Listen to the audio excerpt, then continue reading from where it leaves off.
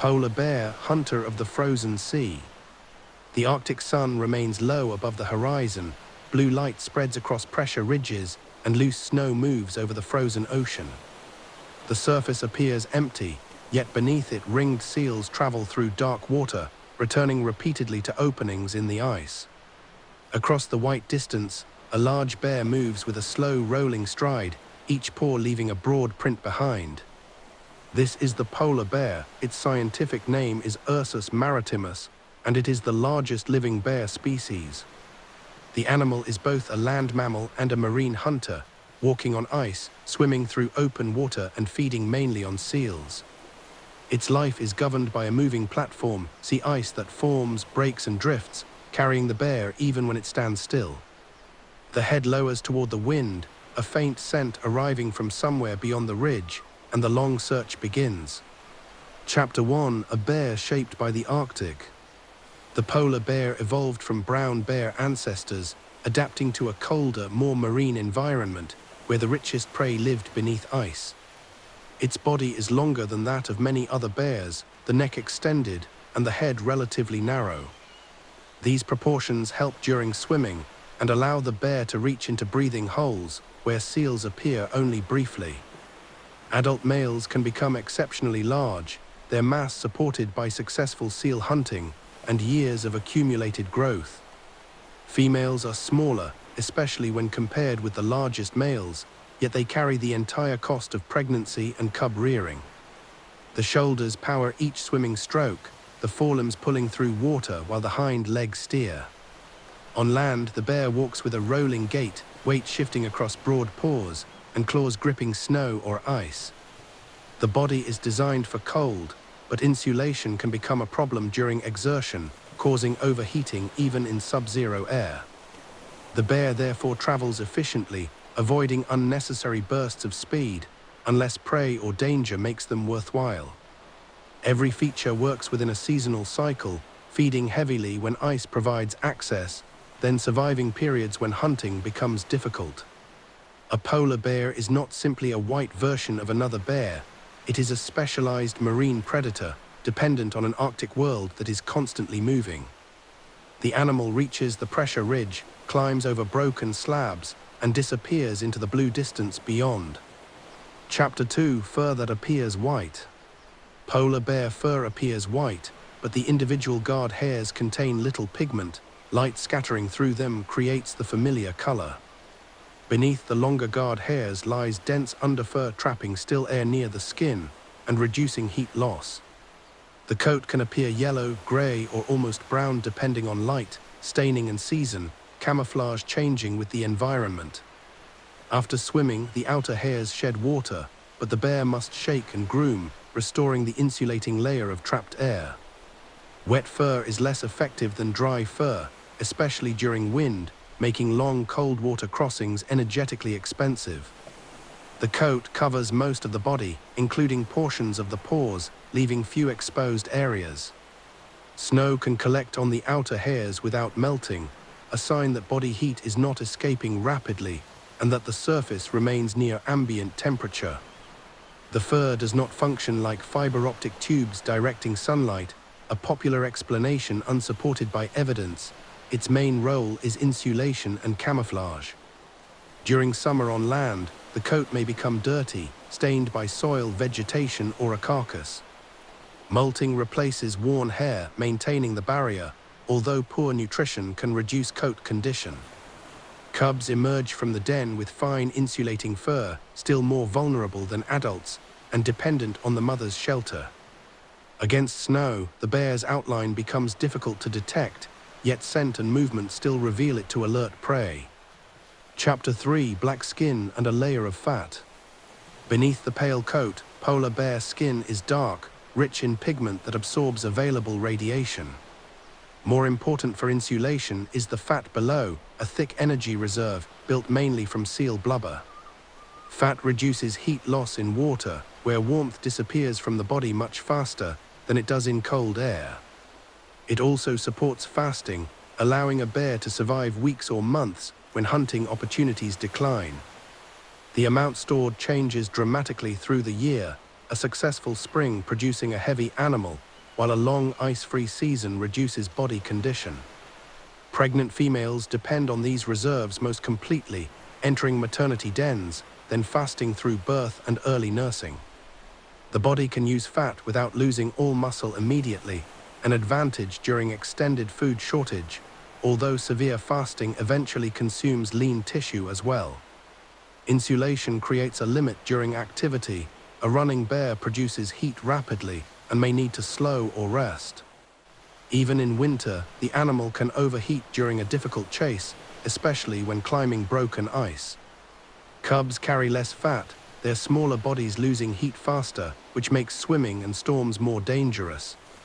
A polar bear's condition can often be judged from shape, prominent hips and shoulders indicating depleted reserves, while a broad body reveals recent feeding success. The dark skin remains hidden beneath fur, and the fat remains hidden beneath skin, yet both determine how long the bear can survive between meals. Chapter 4: Paws for snow, ice and water. A polar bear's paws are broad, spreading weight across snow and reducing the depth of every step. The front paws are larger than the hind paws, providing powerful swimming surfaces as the bear pulls itself through water. During a swim, the hind legs trail behind and steer, while the forelimbs perform most propulsion. On ice, short curved claws create grip, digging into surfaces too hard for the pads alone.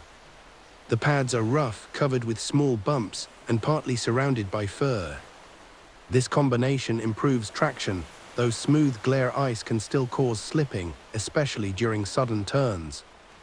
A broad paw can strike with great force, breaking thin snow over a seal layer or holding prey at the surface. Cubs follow within the mother's tracks, using the compressed path and saving energy in deep snow. A footprint reveals direction, pace and size, researchers measuring width and comparing tracks along survey routes. Ice crystals and frozen snow can damage pads, while long movement over rock wears them differently, creating seasonal changes in the feet. Swimming leaves no track, but satellite data may reveal a direct crossing between 2 points of drifting ice. The bear continues across a wind-polished surface, its paws functioning as snowshoes, paddles and weapons within the same journey. Chapter 5: The long reach of smell. Smell is the polar bear's most important hunting sense, carrying information across ice, even when prey remains hidden below snow.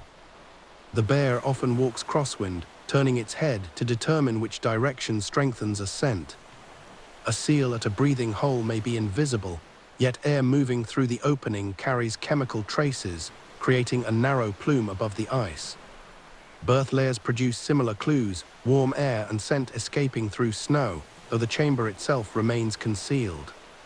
A carcass can attract bears from far away, its smell traveling over open country and bringing several animals to one location. The same ability draws bears toward settlements, where garbage, dog food and stored meat compete with natural scents.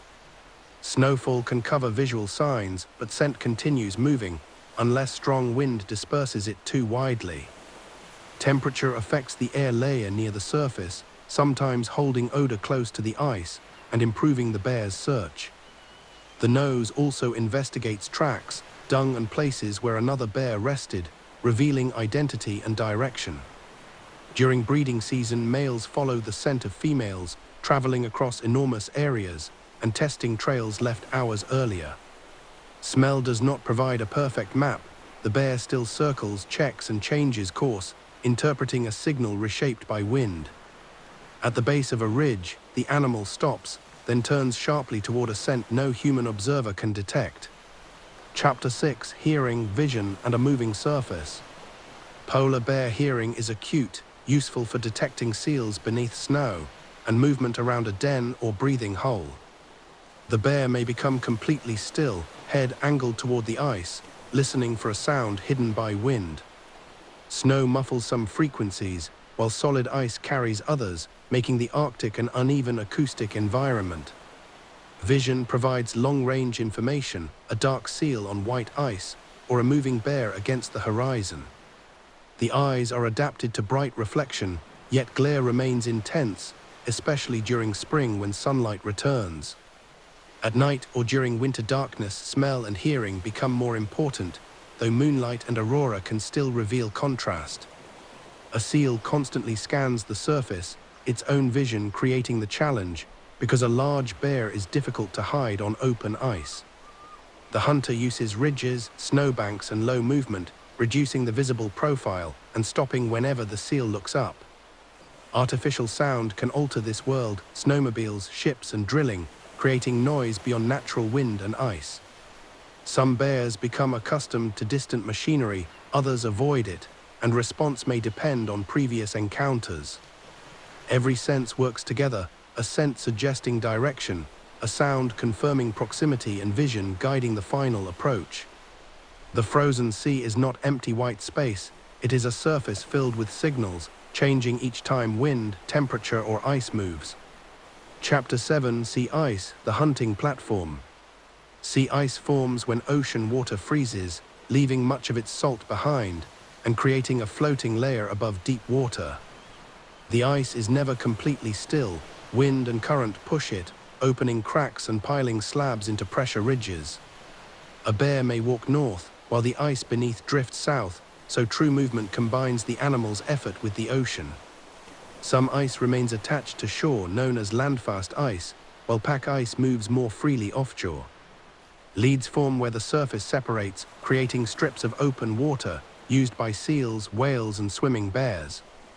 Thin ice can provide access, but may break beneath a heavy mail, forcing an unexpected swim. Thick snow collects along ridges, allowing ringed seals to build berth layers, and creating important spring hunting habitat. The quality of ice matters as much as total area, age, thickness, snow cover, and proximity to prey, all influencing whether a bear can feed. Freeze-up opens new territory, allowing bears to leave land and return to seal-rich water. Break-up removes the same platform, separating animals from hunting grounds and beginning the summer fasting period in many regions. A polar bear cannot control this cycle. It can only move with the changing edge, searching for the most productive ice available. The animal steps onto a newly frozen lade, tests the surface, then continues across an ocean temporarily made solid. Chapter 8: Ringed Seals Beneath the Ice. Ringed seals are among the most important prey for polar bears, small enough to handle, yet rich in the fat required by a large Arctic predator. The seal spends most of its life beyond reach, swimming beneath ice, and surfacing only where it has maintained a breathing hole. Sharp claws scrape the underside and rim, preventing the opening from sealing completely, even during severe cold. Several holes may belong to one seal, creating alternative exits and reducing the predictability of each visit. Snow covers many openings, hiding them from above, while a narrow passage remains below. In spring, females excavate layers within deep snowdrifts, creating chambers where pups are born and nursed. The layer offers warmth and concealment, but scent escapes, and the roof can be broken by a hunting bear. A ringed seal has excellent awareness near the surface, listening and watching, ready to dive at the first sign of danger. The bear must therefore exploit brief moments when the seal breathes, rests, or remains trapped within a snow chamber. Most attempts fail because the prey controls the water and can disappear beyond the reach of claws. The relationship depends on snow and ice, a thin roof helping the bear break through, but also making layers less stable for seals. Across the frozen sea, predator and prey are connected by the same structure, one hunting from above and the other surviving below. Chapter 9: Waiting at a breathing hole. A polar bear approaches an opening in the ice, smells the rim, and lowers its body beside the dark water. The hunt may last for hours, the bear remaining almost motionless, its nose close to the surface. Every unnecessary movement creates sound, vibration, or shadow, warning the seal below. The bear listens through wind, distinguishing the movement of water from the faint arrival of a breathing animal. A ringed seal may use several holes, so the bear cannot know whether this one will become active, patience replacing certainty.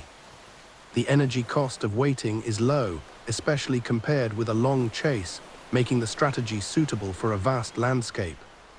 Snow begins covering the bear's back, its white outline merging with the ice, while only the dark nose remains visible.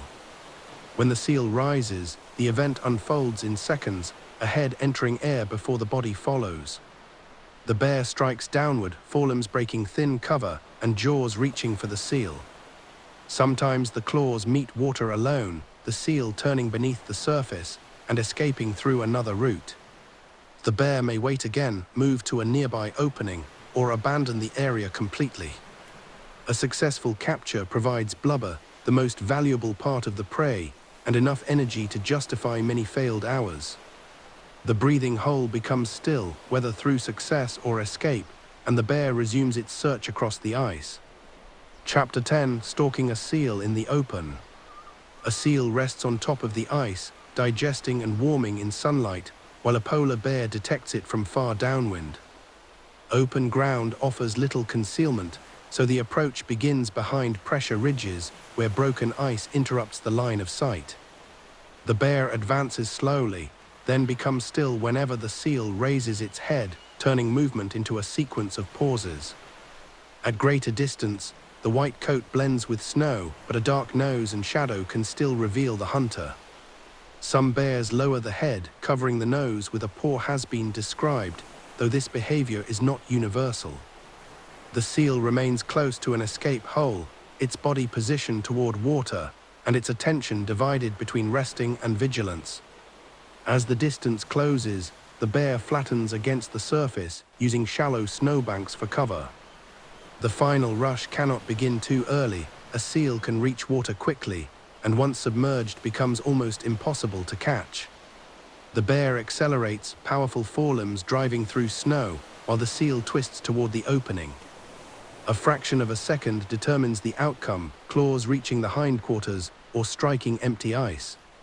Failure leaves the bear breathing heavily, heat building beneath dense fur, and the seal circling safely below. The hunter rests, then continues along the pressure ridge, its next opportunity somewhere beyond sight. Chapter 11: Breaking into a berth lair.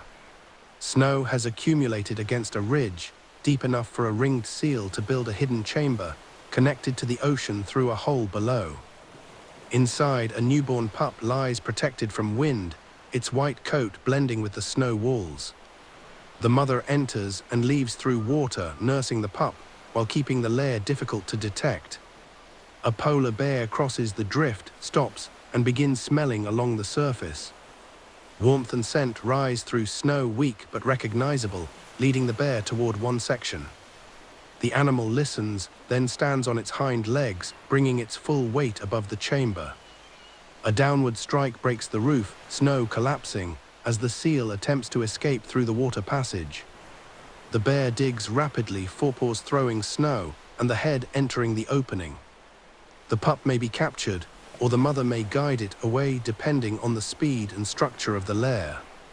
Deep snow benefits the seal, creating a stronger, better insulated chamber and delaying the bear's entry. Poor snow years expose pups, reducing protection even when the ice itself remains present. For the bear, spring lairs provide concentrated food, critical for rebuilding reserves after winter. The broken roof remains after the hunt, a small crater in the drift, revealing a hidden nursery only after it has been found. Chapter 12: Bearded seals and larger prey. Bearded seals are larger than ringed seals, often resting near moving ice and feeding along the seabed. Their bodies contain valuable fat, but greater size makes them more difficult to subdue, especially for a small or inexperienced bear. A bearded seal may weigh several hundred kilograms, with strong foreflippers and enough power to reach water during a struggle. The bear approaches from behind a ridge, using the same concealment required for smaller prey, but preparing for a more forceful attack. A successful bite to the head or neck ends resistance quickly, while a poor grip allows the seal to twist, strike, and escape. Adult males are best equipped for this prey, their weight and strength providing control, though females may also attempt smaller individuals. Young seals offer the safest opportunity, still rich in energy, but easier to pull from the edge. The hunt can take place partly in water, where the bear loses leverage, and the seal gains its greatest advantage. A failed attack costs more than time, cold water removes heat, and intense effort burns stored fat. The bear may feed first on skin and blubber, leaving portions of meat, which later support foxes, birds, and other bears. One large seal can transform body condition, especially before summer, when hunting may become impossible. The bearded seal disappears through a lade, leaving the bear on broken ice, waiting for another chance near the moving water. Chapter 13: Swimming between ice floes. A channel of open water separates two fields of ice, the far side several kilometers away, and current moving across the route. The polar bear enters without hesitation, its body floating high, head and shoulders above the surface. Front paws pull in alternating strokes, broad surfaces pressing against water, while the hind limbs steer. The fur becomes soaked, and the insulating air layer collapses, leaving fat to carry more of the thermal burden. A short crossing is routine, but long-distance swimming consumes enormous energy, particularly in rough water. Wind creates waves, sometimes breaking over the head, forcing the bear to adjust direction. Sea ice drifts during the swim, moving the destination, and making the true distance greater than it appeared. Cubs face a much higher risk, their small bodies cooling quickly, and their strokes producing less power. A mother may slow, allowing cubs to remain near, or avoid a crossing that an adult could complete alone. Rest is impossible until ice or land is reached, unless the bear encounters a floating object large enough to support weight. Tracking studies have recorded swims lasting many hours, evidence of remarkable endurance, but also of increasing distance between ice platforms. The bear reaches the far floe, pulls its chest onto the edge, then rolls and shakes water from the coat. For several minutes it rests, the cost of the crossing hidden beneath stillness before walking resumes. Chapter 14: Spring, the season of plenty.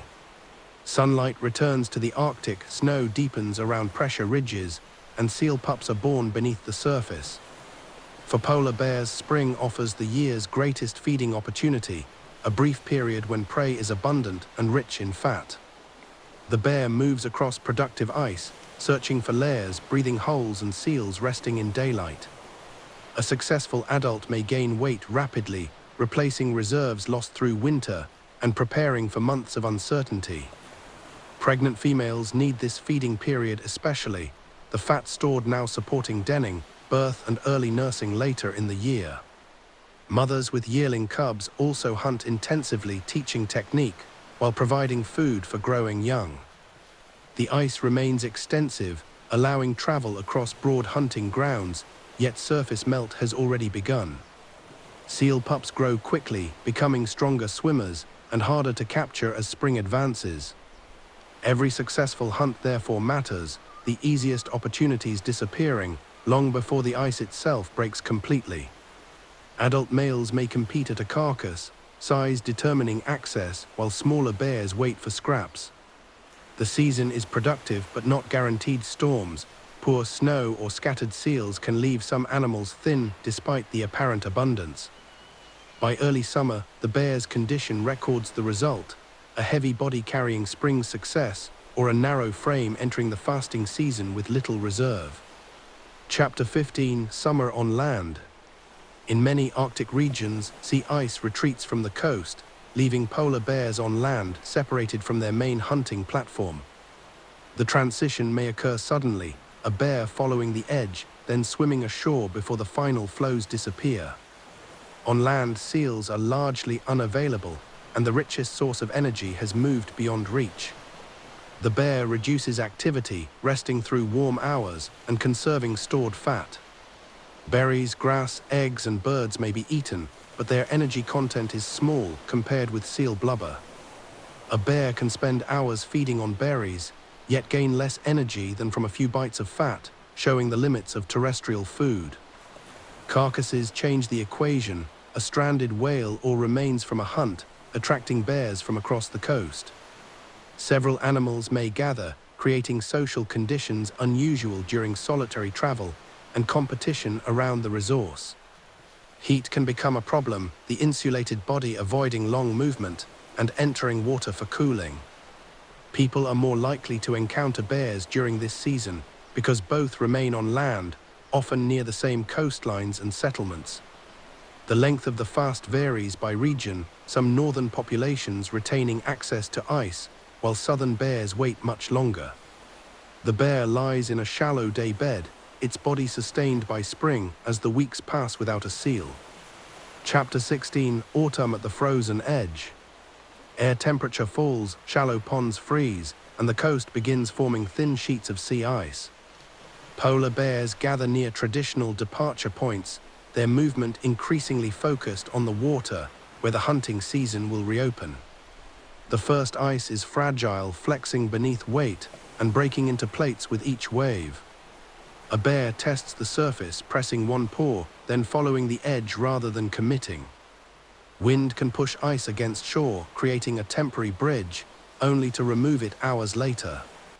Hunger is strongest among animals that spent months fasting, their bodies narrowed, and their pace shaped by depleted energy. Some approach settlements drawn by food odors at the exact season when natural hunting remains unavailable. Wildlife patrols work most intensely now, deterring bears and keeping people away from travel routes. When stable ice finally forms, the first animals move outward, following seals that have returned to breathing holes. The coastline empties gradually, tracks extending onto the frozen sea and disappearing beyond the horizon. Freeze-up does not guarantee immediate success, seals remain scattered, and young ice still limits movement. Yet the return to sea ice changes every possibility. The bear can hunt again, and the long summer fast begins to end. Chapter 17: The Maternity Den. A pregnant female leaves the active hunting grounds, traveling toward deep snow, coastal banks, or inland slopes suitable for a den. She enters with large fat reserves, accumulated during spring, and may not eat again for many months. The den begins as a chamber dug into snow or soil, its entrance narrow, and its interior protected from wind. Snowfall gradually covers the opening, leaving little visible sign, while the female remains inside. Her body temperature falls only slightly, unlike the deep hibernation of some small mammals, and she can respond if disturbed. Pregnancy continues through delayed implantation, the embryo beginning full development only after body condition proves sufficient. A thin female may not support the pregnancy successfully, connecting spring feeding with a birth occurring in winter darkness. Inside the den, heat from the bear raises temperature, while snow provides insulation against extreme cold. The female lives from stored fat, maintaining herself and preparing to produce rich milk. Industrial noise, vehicles, or repeated human approach can cause disturbance, potentially forcing an early departure before cubs are ready. Denning areas therefore require seasonal protection, sometimes far from places where bears are seen during summer. Snowdrifts shift from year to year, but many females return to the same general region using inherited and learned knowledge. Beyond the sealed entrance, the Arctic winter continues, while an unseen family prepares to begin. Chapter 18: Birth in Winter Darkness. Polar bear cubs are born inside the maternity den, usually during the darkest part of winter, when the world outside is locked in snow and wind. At birth, they are remarkably small, blind, lightly furred, and unable to regulate heat, their survival entirely dependent on the mother. The contrast is extreme, a female weighing hundreds of kilograms, nursing cubs little larger than household pets. Milk is exceptionally rich in fat, supporting rapid growth, while the mother continues fasting. The cubs remain close to her body, protected by fur and by the stable temperature of the den. They begin opening their eyes, crawling farther, and responding to movement and sound. The mother shifts carefully, avoiding injury, while maintaining a chamber large enough for the growing family. Outside, storms can bury the entrance deeper, improving insulation but delaying emergence. The female loses weight continuously, converting stored energy into milk and warmth, with no opportunity to replace it. 1 or 2 cubs are common, though larger litters occasionally occur, each additional young increasing the energetic demand. The den contains no stored food, no separate nest material, only snow, body heat, and months of accumulated fat. By the time sunlight begins returning, the cubs have grown several times larger, preparing for a world they have never seen. Chapter 19, Leaving the Den. The mother opens the den from inside, breaking through packed snow and exposing the cubs to daylight for the first time.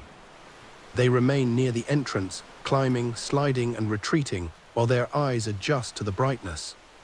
Cold air is no longer moderated by snow walls, wind reaches the fur, and movement becomes essential for warmth. The mother may stay near the den for days, allowing muscles and coordination to develop before beginning the journey to see ice. Cubs imitate her steps, but deep snow reaches their chests, turning a short distance into exhausting work. They nurse frequently, the mother's remaining reserves supporting them, even as her own body condition declines. The route may cross hills, rivers, or coastal cliffs, hazards that did not exist inside the den, and every delay postpones the next meal.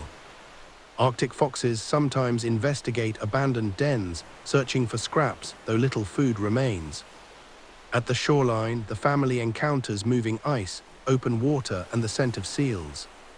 The mother must hunt soon, yet two inexperienced cubs make stealth difficult and limit how far she can travel. Her first successful kill supports 3 animals, a nutritional burden far greater than hunting for herself alone. The den disappears behind drifting snow, its purpose complete, while the family enters a much more dangerous stage. Chapter 20, Cubs on the Sea Ice. A cub learns the Arctic by following its mother, placing small paws in her tracks, and watching each decision across the ice. Pressure ridges become climbing lessons, slopes too steep for the young, but ordinary obstacles for an adult. At a breathing hole, the mother becomes motionless, while the cubs struggle to remain still. One moves too soon, warning the seal, and the first lesson ends without food. Hunting skill cannot be transferred through explanation. It develops through observation, failure, and gradual control. When a seal is captured, the cubs feed after the mother opens the hide, beginning with soft tissue and fat. Play follows feeding, the young wrestling, chasing, and sliding across snow. These games strengthen limbs, improve balance, and establish behavior used later in competition.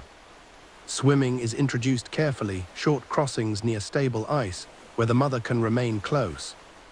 A cub's wet coat and low fat reserve create danger, so the family often rests immediately after leaving water.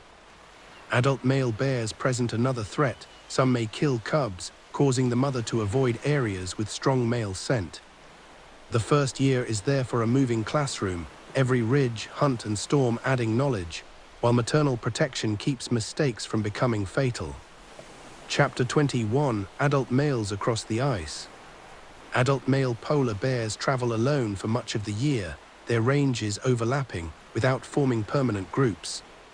A large male may cover thousands of square kilometers, following sea ice, prey, and the scent of females.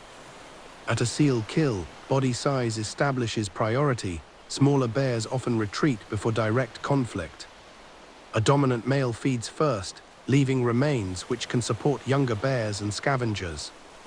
Conflict still occurs, especially during breeding season, when several males follow one female. Scars around the head and shoulders record previous contests, teeth and claws capable of causing severe wounds, even through dense fur. Most encounters end through assessment, parallel walking, head position and size before either animal commits to attack. Young males learn these limits gradually, testing one another, and sometimes approaching adults too closely. Outside breeding and feeding events, 2 males may tolerate each other at distance, traveling in the same general direction. On land, several bears can gather near a whale carcass, creating temporary social hierarchies that dissolve when food is gone. An adult male does not contribute to cub care, his reproductive role ending after mating, and his presence sometimes increasing danger to families. The bear crosses a wide lead alone, its social world spread thinly across the ice, measured in tracks, scent, and brief encounters. Chapter 22, Courtship on a Drifting Sea. Breeding season begins during spring, when bears are still hunting actively, and movement across sea ice remains possible. A male follows a female's scent trail, sometimes for many kilometers, testing each track for freshness. Several males may converge, their paths crossing, and competition increasing around one female. The largest rival often gains access, but endurance and timing also matter because courtship can continue for days. The pair travels together temporarily, resting and moving across the ice before mating occurs. Copulation may be repeated, increasing the chance of fertilization, yet no lasting pair bond forms. After separation, the female resumes feeding, her future pregnancy dependent on body condition.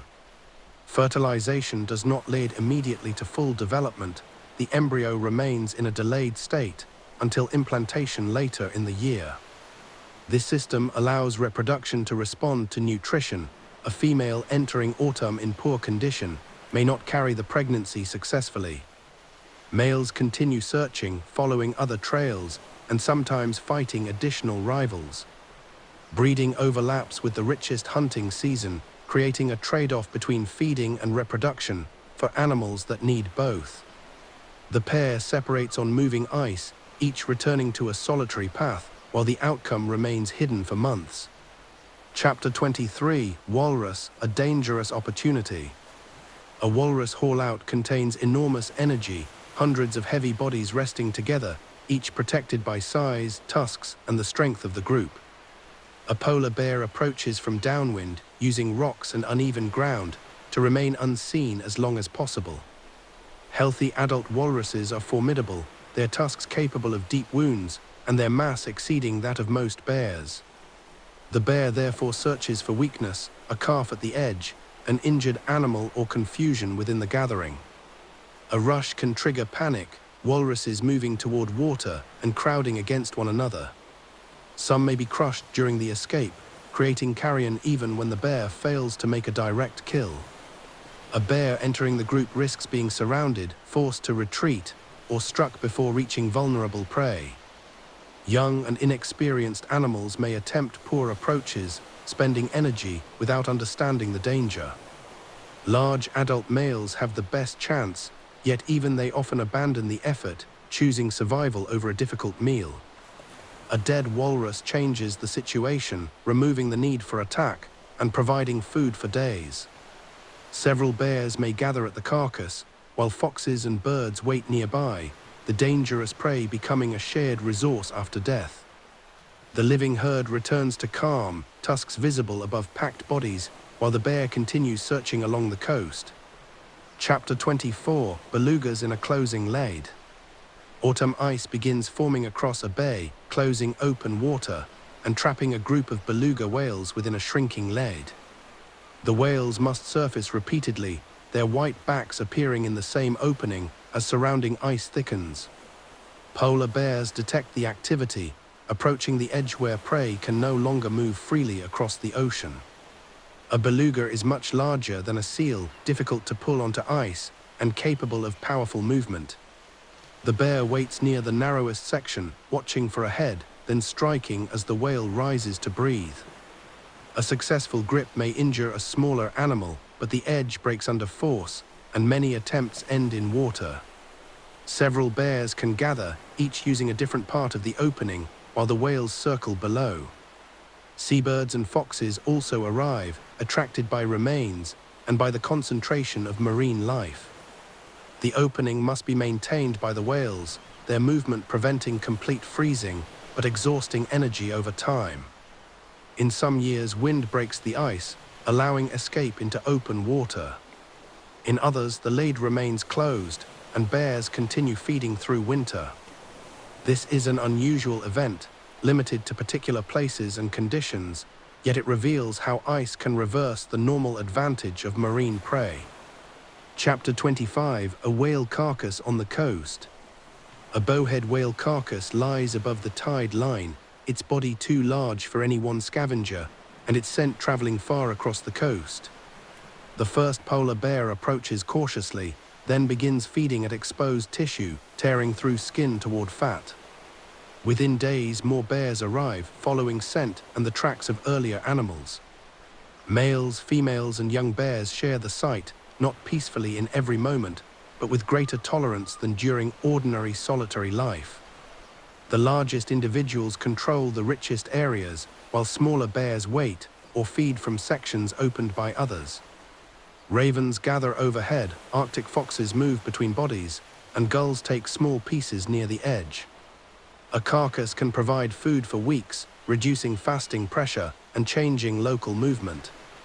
Bears rest nearby, returning repeatedly, their tracks creating broad routes across the tundra. Such food is valuable but unpredictable. One coastline may receive several carcasses, while another has none for years. Whale remains left by indigenous harvests can also support bears, linking human subsistence activity with the coastal food web. The carcass eventually becomes hide, bone, and scattered tissue, its energy divided among dozens of animals and microorganisms beneath the surface. The bears disperse as scent weakens, returning to solitary travel, their body condition temporarily improved by a rare event. Chapter 26: Ravens and Arctic Foxes. A polar bear feeding on a seal rarely consumes everything.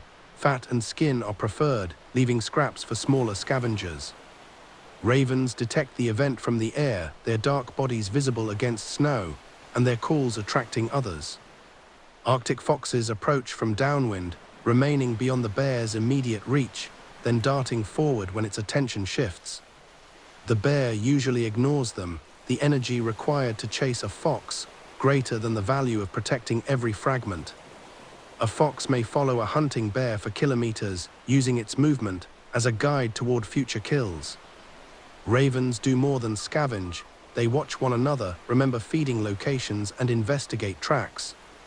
Their presence can reveal food to other animals, including bears, which may notice birds gathering in the distance.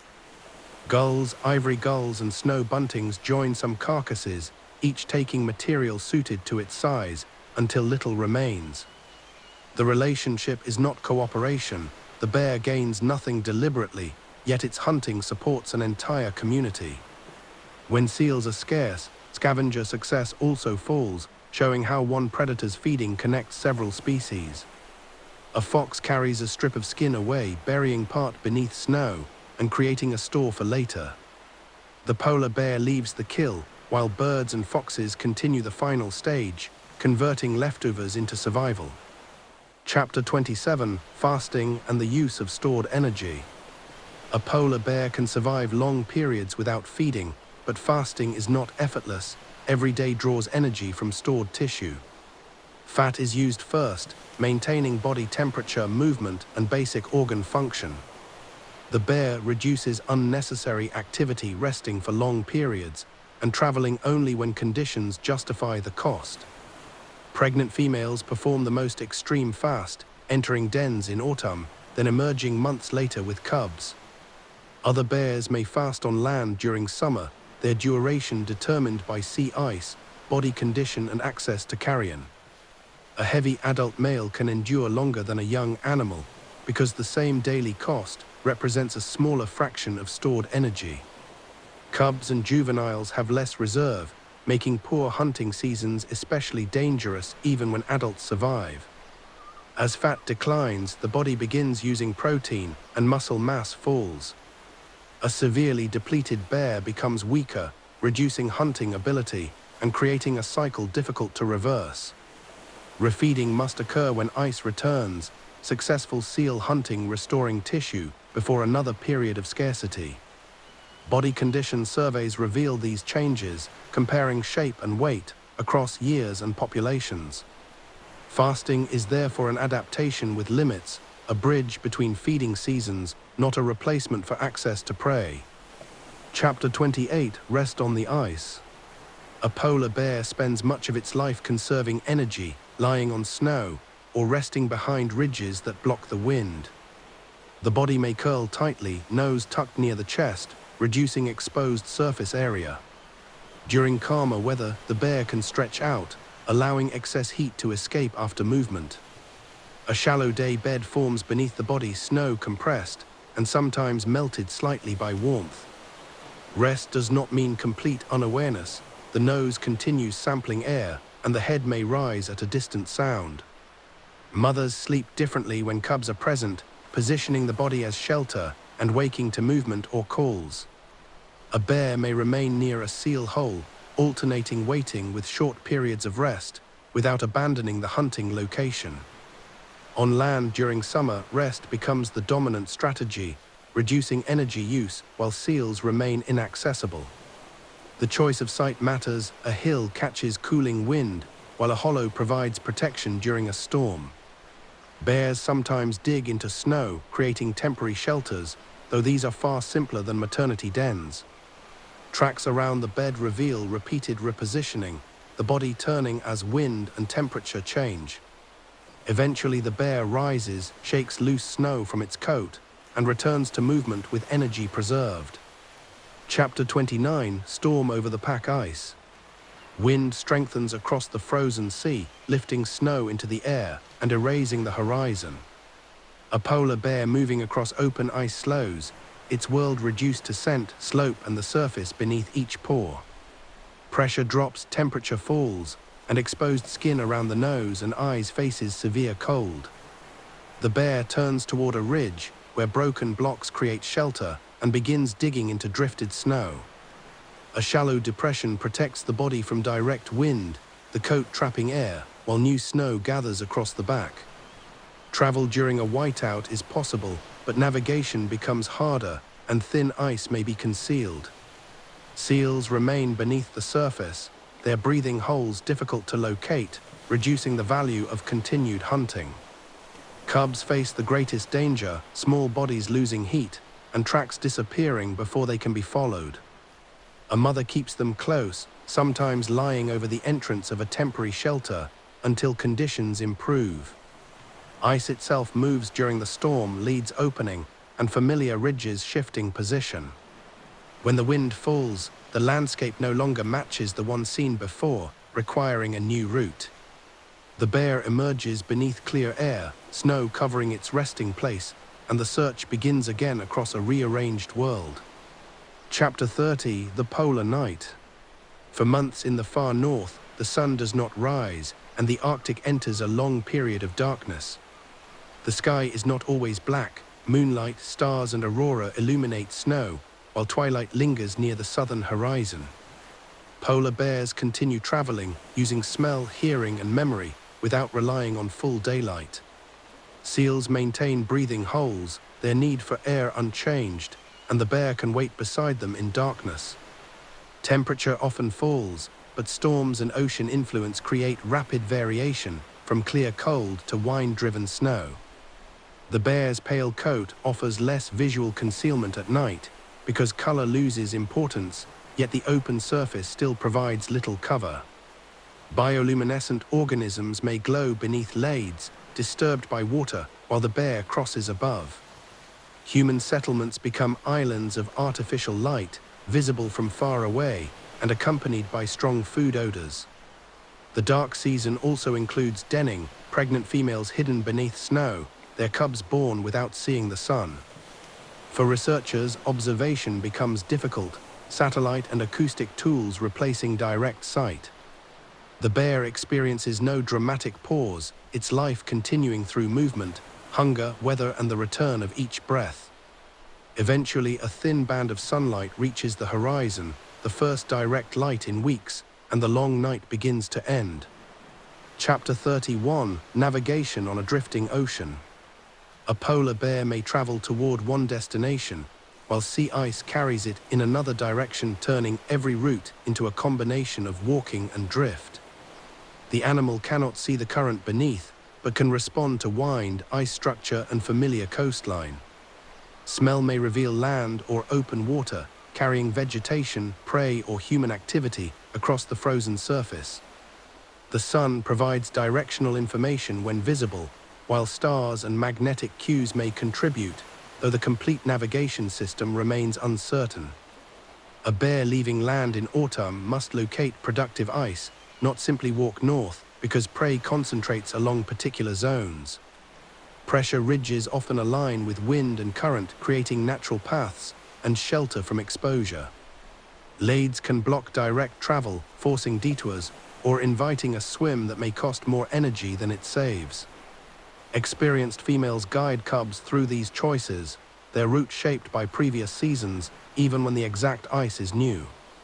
Satellite tracks sometimes appear irregular, loops and reversals following moving habitat rather than indecision. A bear can return to the same coast after months offshore, finding denning areas or summer refuges across a landscape without permanent markers. Navigation is therefore dynamic, a moving animal reading a moving platform within a moving ocean. The bear reaches a coastline hidden by fog, its arrival suggesting a map built from signals, most of which remain invisible to observers. Chapter 32, The Productive Ice Edge. Where sea ice meets open water, light enters the ocean, and nutrients support intense biological activity. Algae grow beneath the ice, feeding small invertebrates, which support fish, seals, and seabirds. The edge changes daily, breaking, refreezing, and shifting with wind, creating a mobile feeding zone. Ringed and bearded seals use nearby lades, surfacing, resting, and searching for prey below. Polar bears patrol this boundary, where scent travels from open water, and seals are more likely to appear. The edge also presents risk. Waves can break thin slabs, separating a bear from stable ice.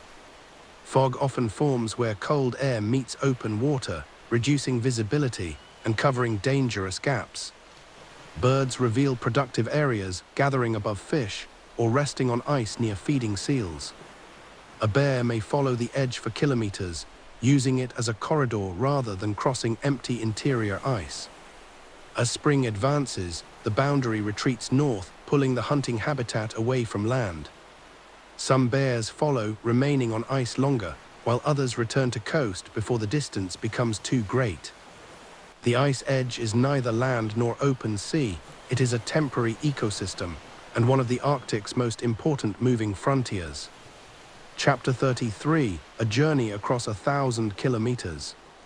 A satellite collar records one location after another, the points stretching across the map, until the path covers more than 1,000 kilometers. The bear begins near a coastal bay, moves onto pack ice, then follows drifting habitat far offshore. Daily distance varies, some periods containing long direct travel, others showing tight movement around a productive hunting area. A successful kill may hold the bear nearby, while an empty region encourages steady movement, the map reflecting decisions without showing them directly. Storms alter the route, ice drift carrying the animal, and leads forcing detours. The bear crosses national boundaries at sea, entering waters managed by different countries, without any physical change in habitat. Weeks pass, body condition determined by hunts that no satellite can record completely. The collar also measures temperature or activity, helping researchers identify resting, swimming, and possible feeding events. When the bear returns toward land, its route differs from the outward journey, following the current state of ice. Long movement is normal for the species, yet greater fragmentation can increase the cost, requiring more swimming or travel through poor habitat. A map line may look effortless, but every kilometer represents muscle, heat, and stored energy used within an uncertain search. The collar transmits another point, far from the previous one, and the journey continues beyond direct observation. Chapter 34, Research on Moving Ice. Studying polar bears requires work in extreme conditions, aircraft, ships, and field teams operating across weather that can change within minutes. Aerial surveys count bears over large regions using systematic routes and statistical methods to estimate animals not seen. Capture studies provide detailed information, body mass, age, health, and reproductive condition, but require immobilization and careful handling. Blood and tissue samples reveal contaminants, disease, and genetics, while a small tooth can estimate age through growth layers formed over time. Satellite collars record long-distance movement, most commonly on adult females, because the neck shape of males allows collars to slip off. Temporary tags can be attached to ears or fur, offering shorter records and expanding options for other age and sex classes. Remote cameras monitor denning areas, acoustic instruments detect human activity, and drones observe bears with less disturbance. Indigenous hunters and residents contribute detailed knowledge, recognizing changes in body condition, distribution, and seasonal behavior. No method is complete. A captured bear represents one moment, and a satellite point cannot explain every decision. Long-term monitoring is essential because natural variation between years can be large, and trends appear only across time. Research itself must minimize harm, balancing information gained against stress and risk to the animal.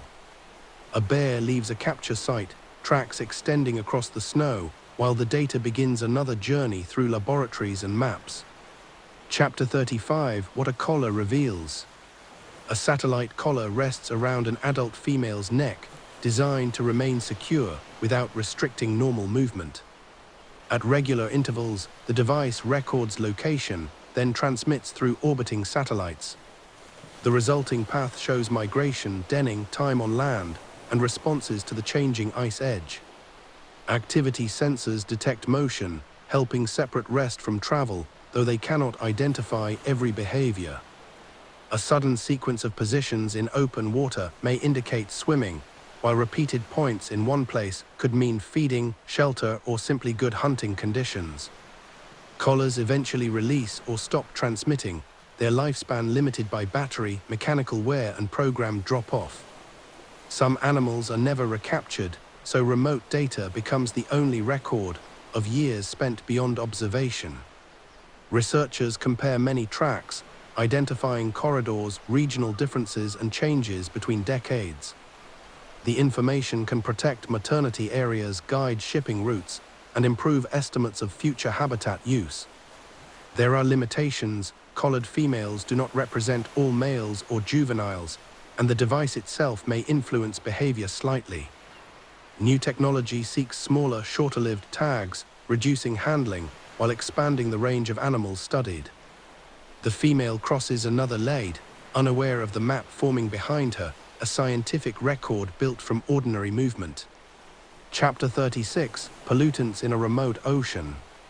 The Arctic appears distant from industry, yet air and ocean currents carry pollutants from sources thousands of kilometers away. Persistent chemicals enter plankton, move into fish, then become concentrated in seals and polar bears. This process is biomagnification, each predator receiving the chemicals stored in its prey at higher levels than the surrounding environment. Because many pollutants accumulate in fat, a seal-rich diet creates substantial exposure, especially in long-lived adult bears. During fasting, stored fat is broken down, releasing some chemicals into the bloodstream. At the same time, nutrition is already limited.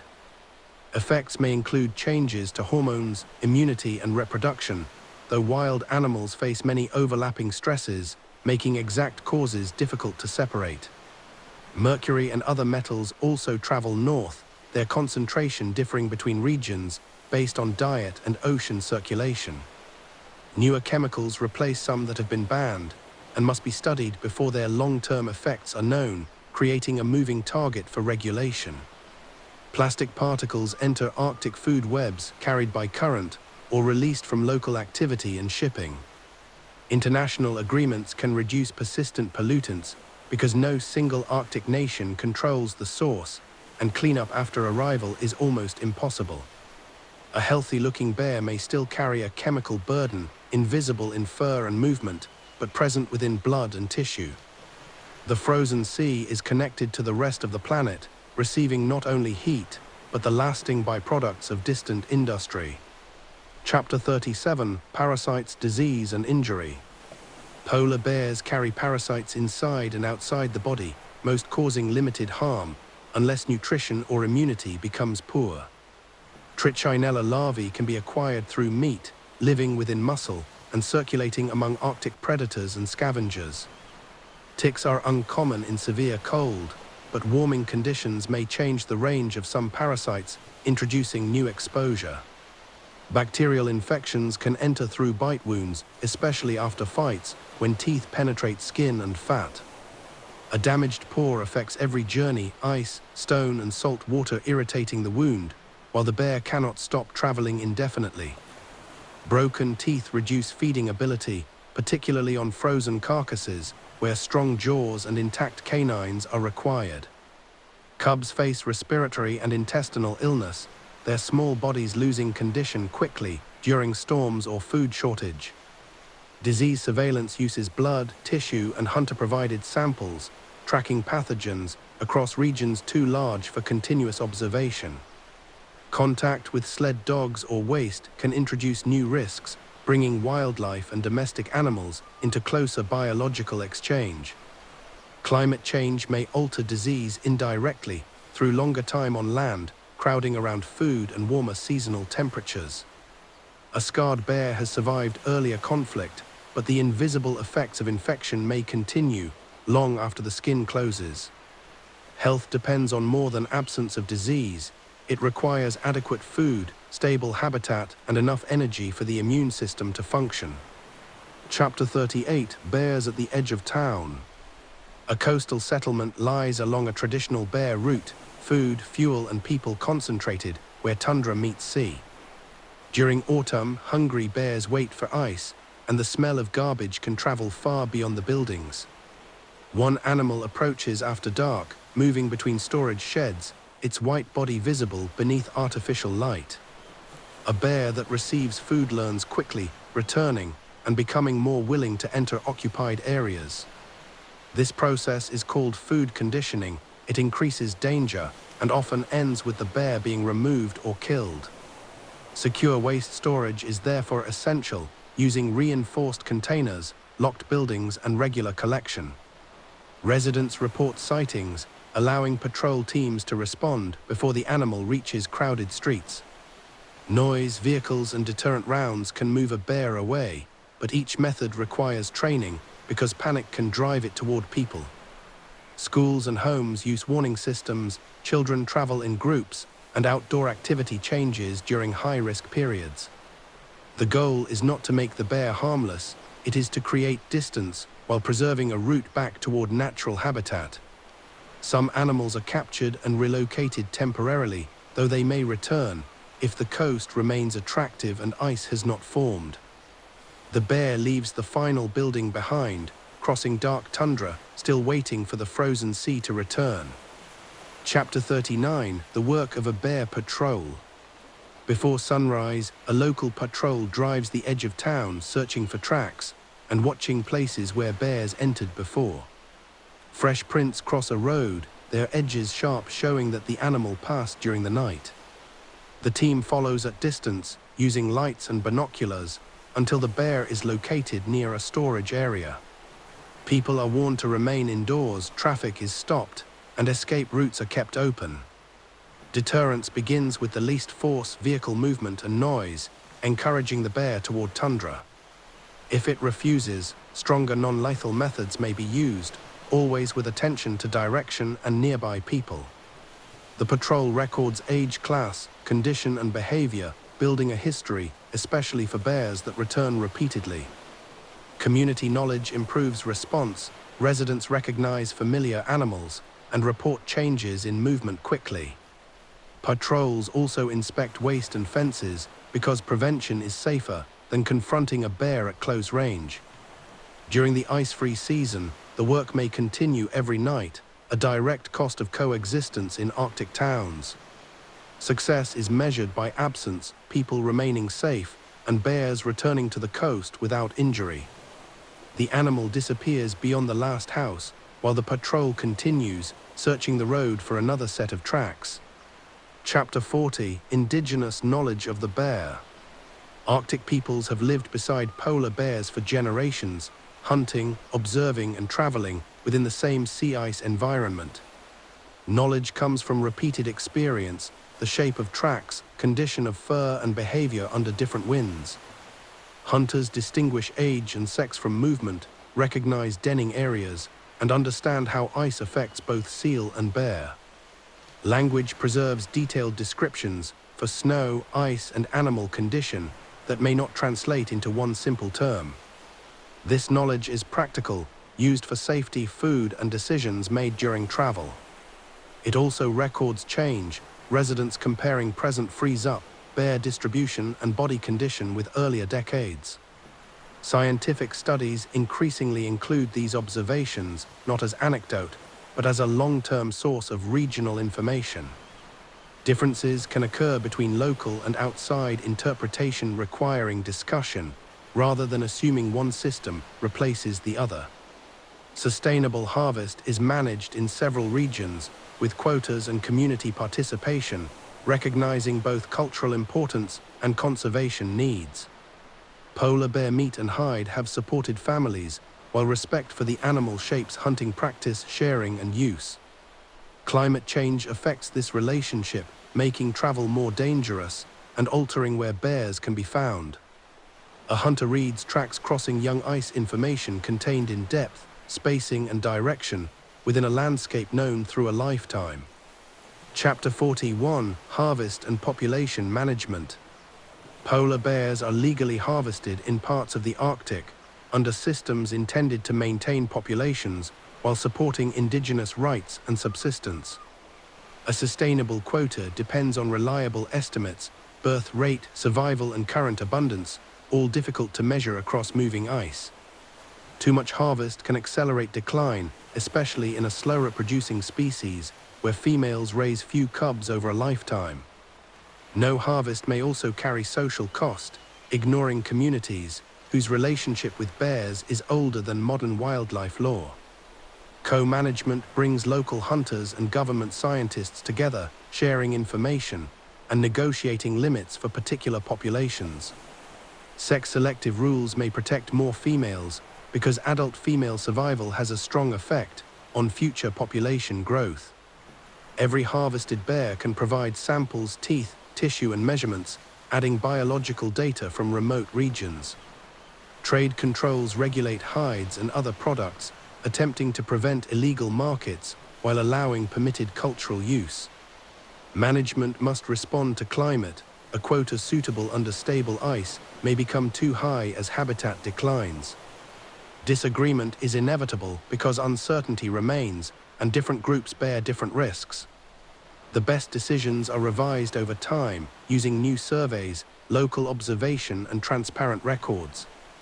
The bear population does not respond to politics directly, only to the combined effects of survival, reproduction, habitat, and human removal. Chapter 42: Sea Ice Decline. Arctic sea ice is shrinking in extent and duration, freeze-up arriving later, and break-up occurring earlier in many regions. For a polar bear, this means fewer days with access to seals and a longer period relying on stored fat.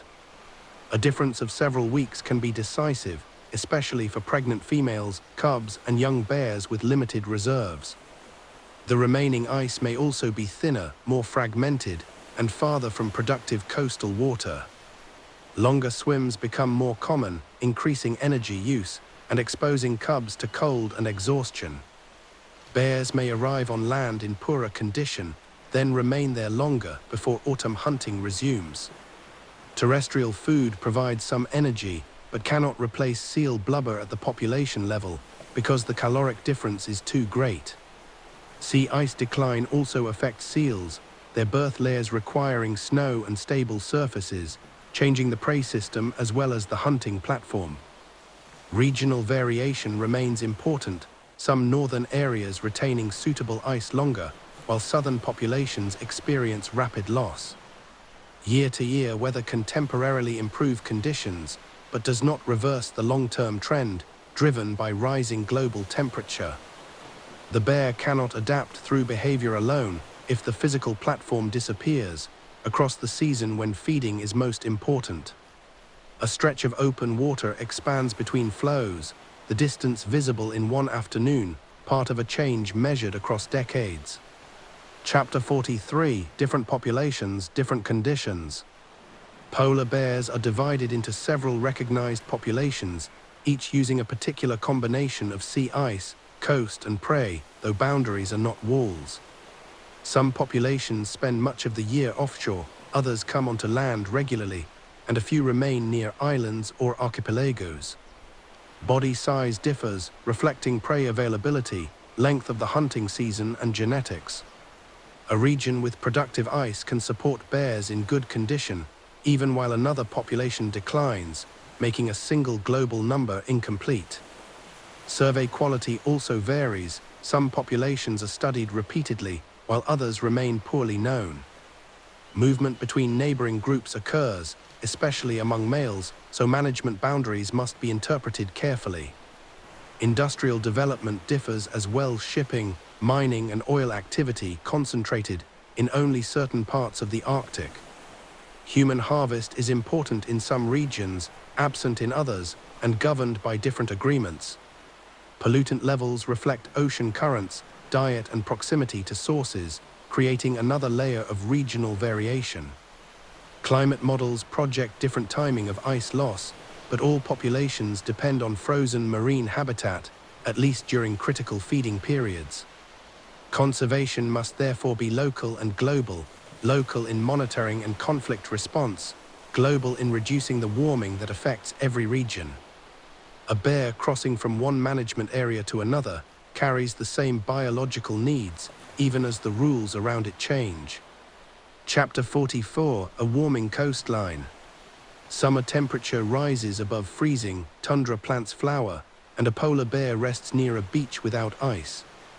The animal pants after a short walk, dense insulation trapping heat, despite the cool appearance of the landscape. Warmer conditions increase insect activity, flies gathering around eyes and wounds, adding irritation during fasting. Permafrost thaws, changing drainage and altering routes near coastal settlements. Rain may fall where snow once dominated, creating hard ice layers after refreezing, which can affect dens and seal habitat.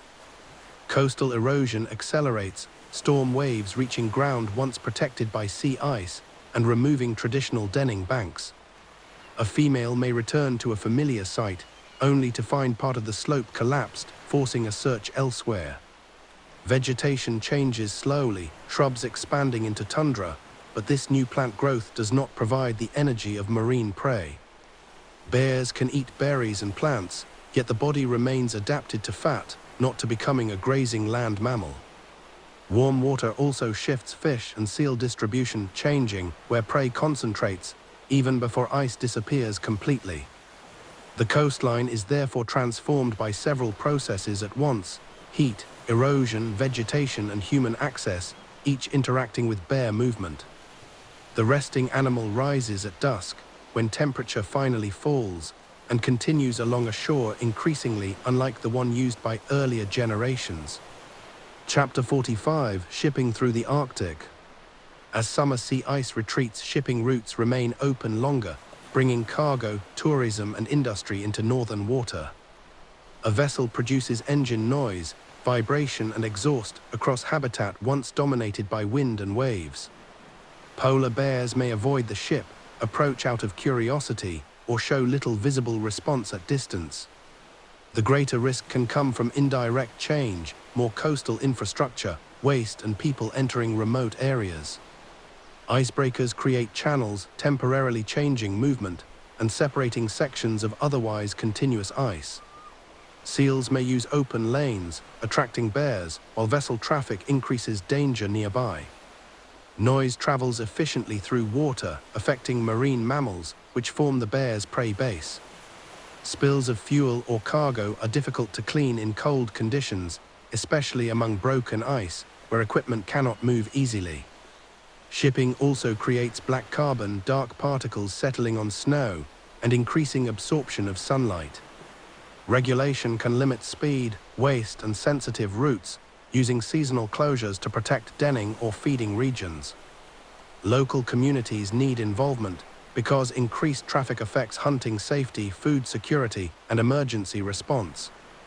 The ship disappears into fog, its wake moving through a lade, while a bear watches from ice shaped by a new Arctic economy. Chapter 46: Oil in Ice and Fur. Oil behaves differently in the Arctic, collecting beneath ice, entering cracks and persisting in cold water. A polar bear contacting a spill may become coated, the fur losing its ability to trap insulating air, and exposing the body to rapid heat loss. The animal attempts to groom, licking contaminated fur and swallowing toxic material. Oil can damage internal organs, irritate skin and eyes, and reduce the ability to hunt or swim. Seals and fish may also be affected, creating indirect exposure through contaminated prey. Cleanup is difficult, wind, darkness and broken ice limiting access, while spilled material spreads under the surface. A response plan must exist before drilling or shipping begins, because equipment cannot arrive quickly across remote coastlines. Preventing a spill is far more effective than treating one, especially for wildlife that cannot be captured and cleaned easily.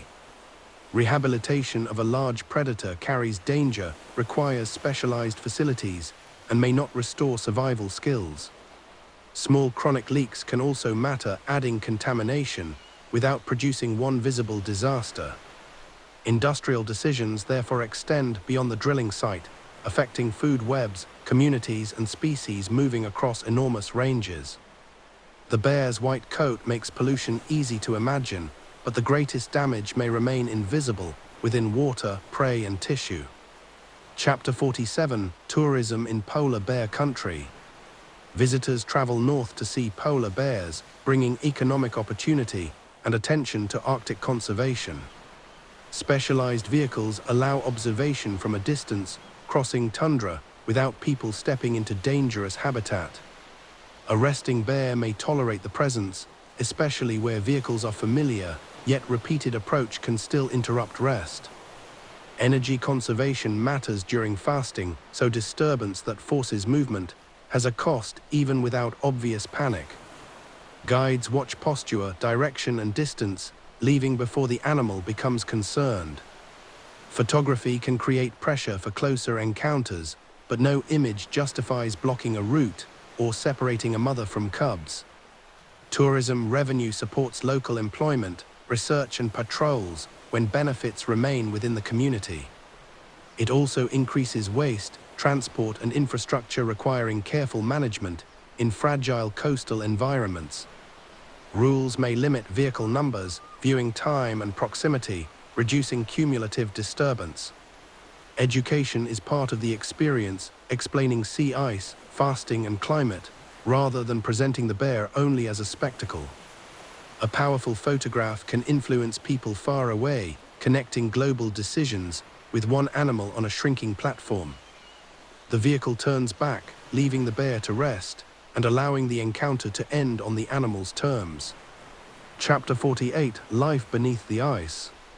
Sea ice appears empty from above, but its lower surface supports algae growing within brine channels and along rough ice. These microorganisms use returning sunlight, beginning production early before open water plankton blooms fully develop. Small crustaceans graze the algae, fish feed on the crustaceans, and seals follow the fish. The polar bear stands at the top of this chain, its energy ultimately beginning with microscopic life beneath its paws. When ice melts, algae are released into water, feeding communities in the ocean and on the seabed. The timing of this release matters. Young fish and invertebrates must be present when the food becomes available.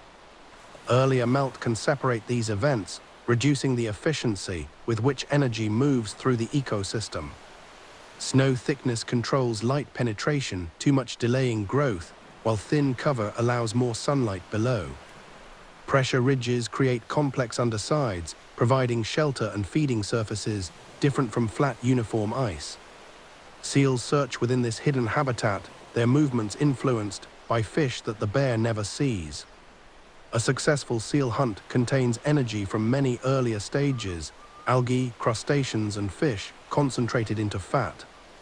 The bear moves across a living roof, dependent on processes occurring below, far beyond the reach of its own senses.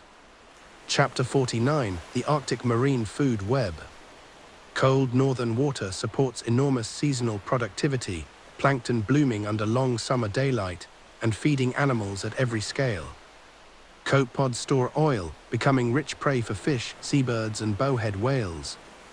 Arctic cod occupy a central position, eating smaller organisms, then supporting seals, whales, and larger fish. Ringed seals convert this marine production into blubber, a dense energy store that polar bears can use efficiently. The bear consumes relatively little plant material, yet depends completely on sunlight, captured first by algae and plankton. Changes at the bottom move upward, a poor plankton year affecting fish, then seals and finally the predator above. Sea temperature influences which species occur, warmer water fish expanding north and altering competition. Some newcomers provide food, others replace prey less effectively, making ecological change more complex than simple loss. Whales contribute through carcasses, moving deep marine energy onto coasts where bears and foxes can feed. Seabirds transfer nutrients onto land, their colonies supporting plants and small animals beyond the marine edge. The polar bear connects these systems, hunting at sea, then resting, denning, or dying on land. Its life is therefore not isolated on white ice, it is the visible upper level of an extensive food web beneath and around it. Chapter 50: Hooded seals, harp seals and regional diets. Not every polar bear hunts the same prey, regional oceans support different seals, and bears respond to what is available. In the eastern Arctic, harp seals migrate in large numbers, using ice to give birth and rest. Their seasonal concentration can create abundant hunting, especially when young seals remain near the surface before becoming strong swimmers. Hooded seals are larger and powerful, males carrying an inflatable nasal hood, and adults capable of defending themselves. A bear approaching one of these seals faces greater risk, similar to the challenge of a large bearded seal, where strength must be balanced against reward. In other regions, ringed seals remain the most reliable prey, available through breathing holes throughout winter. Diet can be studied through fat chemistry, stable isotopes and remains, revealing which species contributed to body tissue.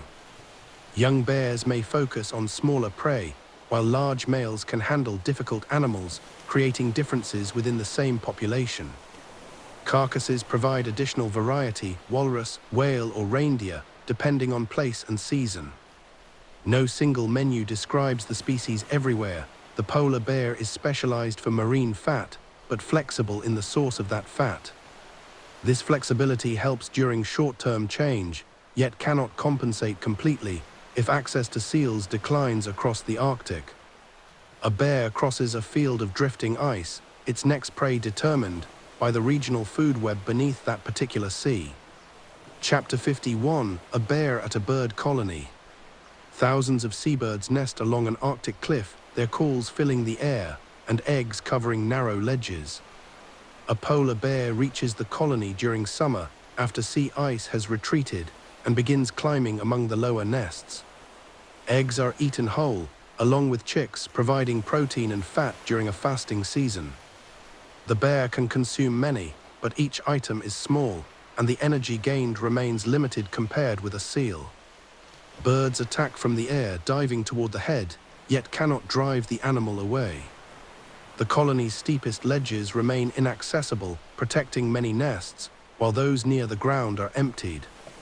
Several bears returning year after year can affect breeding success, especially in colonies that historically experienced little land predation. Climate change makes these visits more common in some areas because bears arrive on land earlier while eggs are still present. For an individual bear, the food is worth taking, even if it cannot rebuild major fat reserves. The event illustrates dietary flexibility and its limitation, a land-based meal that slows loss rather than reversing it. After feeding, the bear rests beneath the cliff surrounded by feathers and constant alarm calls. The colony remains active overhead, while the hunter waits for the distant season, when ice will again provide access to seals. Chapter 52: Reindeer on the tundra. A herd of reindeer crosses low tundra, moving between feeding areas as a polar bear watches from a rocky slope. Polar bears are capable of killing land mammals, but healthy adult reindeer are fast, and a chase over ground is energetically expensive. The bear approaches using folds in the terrain, its white coat less useful against summer vegetation, and its heavy body poorly suited to pursuit. A calf or weakened animal offers the best chance, especially near water where movement is restricted. Most attempts fail, the reindeer detecting the bear, then opening distance across firm ground. A successful kill provides meat, but far less fat than a seal, changing the nutritional return. Bears may also scavenge animals killed by wolves, whether or hunting, avoiding the cost of capture. In regions where warming increases overlap, such encounters may become more common, without transforming polar bears into land specialists. Reindeer populations themselves respond to snow, ice, and vegetation, so the opportunity changes with weather and location. The bear gives up the stalk, panting briefly, then moves toward a coastal breeze. The reindeer continue inland, their survival based on speed and early detection rather than confrontation. On tundra, the polar bear remains a powerful predator, but one operating outside the habitat where it is most efficient. Chapter 53: Grizzly Bears Moving North. In parts of the Canadian Arctic, grizzly bears range northward, entering landscapes used by polar bears on land. The two species share ancestry, but differ in body shape, diet, and primary habitat, one centered on land and the other on sea ice. A grizzly can exploit roots, berries, fish, and mammals, foods more available on tundra, giving it an advantage during the ice-free season. Polar bears may dominate through size, especially large males, yet competition depends on the individual and the resource. At a carcass, a grizzly may approach aggressively, forcing a smaller polar bear to yield, despite the marine hunter's reputation. Such encounters remain regional because grizzlies have not expanded throughout the high Arctic, and many polar bears never meet one. Hybrid offspring have been confirmed, produced when the two species mate, a possibility enabled by their close relationship. These hybrids carry mixed traits, but they do not represent a simple solution to sea ice loss, because a few breeding events cannot replace an entire ecological adaptation. Greater overlap may increase as climates warm, vegetation expands, and grizzlies move farther north. Competition, hybridization, and disease exchange could all change, though the scale remains uncertain and careful monitoring is required. A polar bear leaves a shared carcass, walking toward the coast, while the grizzly remains within a land-based world. Their meeting reflects a shifting boundary, where two northern predators now encounter one another more often than before. Chapter 54: Wolves on the Coast. Arctic wolves travel across tundra and coastal ice, hunting muskoxen, hares, and caribou, sometimes approaching food used by polar bears. A wolf pack cannot normally challenge a healthy adult bear directly, yet numbers create confidence, especially around a carcass. The wolves remain mobile, entering from several directions and retreating when the bear turns. The polar bear controls the largest portion, but cannot guard every fragment, allowing wolves to feed at the edges. A weak or very young bear could be more vulnerable, though documented predation is rare, and most interactions center on food. Wolves also investigate seal remains, following scent, and using resources brought onto ice by the bear. The relationship changes on land, where wolves move more efficiently, and the polar bear may be fasting. Both predators use enormous ranges, their paths crossing only occasionally, within a landscape containing little concentrated food. A mother with cubs avoids the pack, choosing distance, because even a minor injury carries serious cost. The wolves follow for a short time, then turn inland, their group hunting strategy suited to different prey. The bear continues along the coast, solitary, while the pack disappears into low hills. Two predators share the same Arctic, but occupy it through different bodies, different societies, and different sources of energy. Chapter 55: Body Condition, the Visible Record. A polar bear's shape reveals recent history, a broad back and thick hindquarters, suggesting successful feeding. As reserves decline, the hips become visible, the neck appears thinner, and the abdomen rises. Researchers use body condition scores, comparing photographs or measurements to track change across seasons and years. A bear leaving spring ice should be relatively heavy, carrying energy into summer or denning. One arriving on land already thin faces greater risk because the coming fast begins before adequate reserves were built. Females with cubs must support more than themselves, their condition influencing milk travel and the survival of young. Young bears often vary most, still learning to hunt and lacking the reserves of large adults. An unusually heavy bear is not necessarily unhealthy. Fat is a critical adaptation, and seasonal obesity can be essential.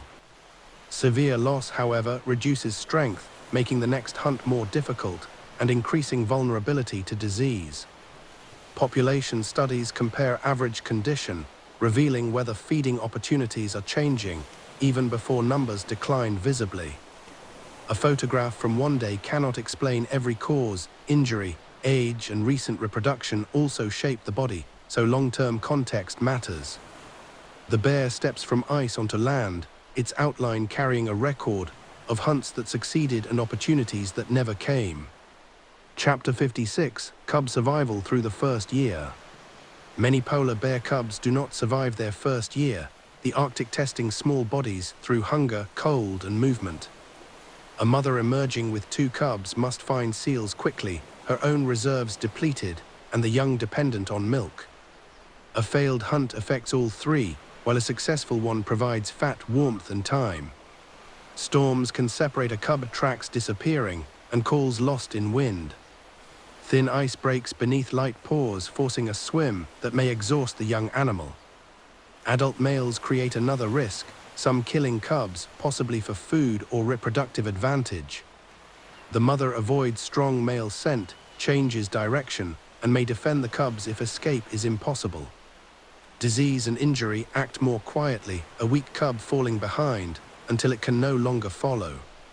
Experience improves survival over time, older mothers often more successful because routes and hunting choices have been learned. Littermates provide play and contact, but also compete for milk, especially when food is limited. Those surviving the first year are stronger, better insulated, and increasingly able to feed from kills. The mother leads them over another ridge, each day of survival, turning vulnerability into skill and body mass. Chapter 57, When a Mother Loses a Cub. A mother and 2 cubs cross a broad lade, the swim longer than expected because the far ice has drifted away. One cub reaches the edge, the other falls behind, its strokes becoming weaker.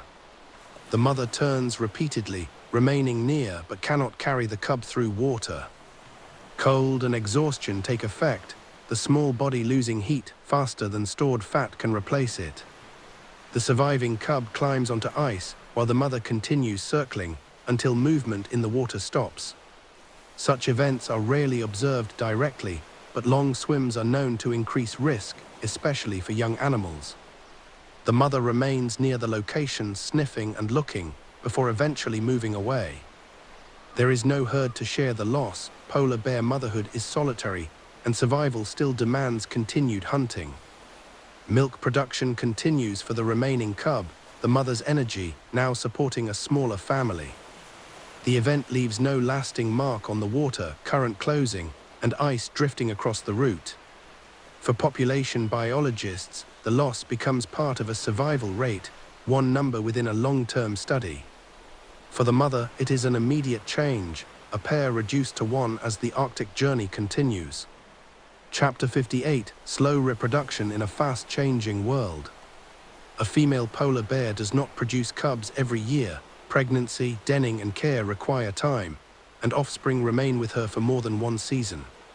Sexual maturity arrives only after several years, before which a young female must learn to hunt, build reserves, and survive repeated ice cycles.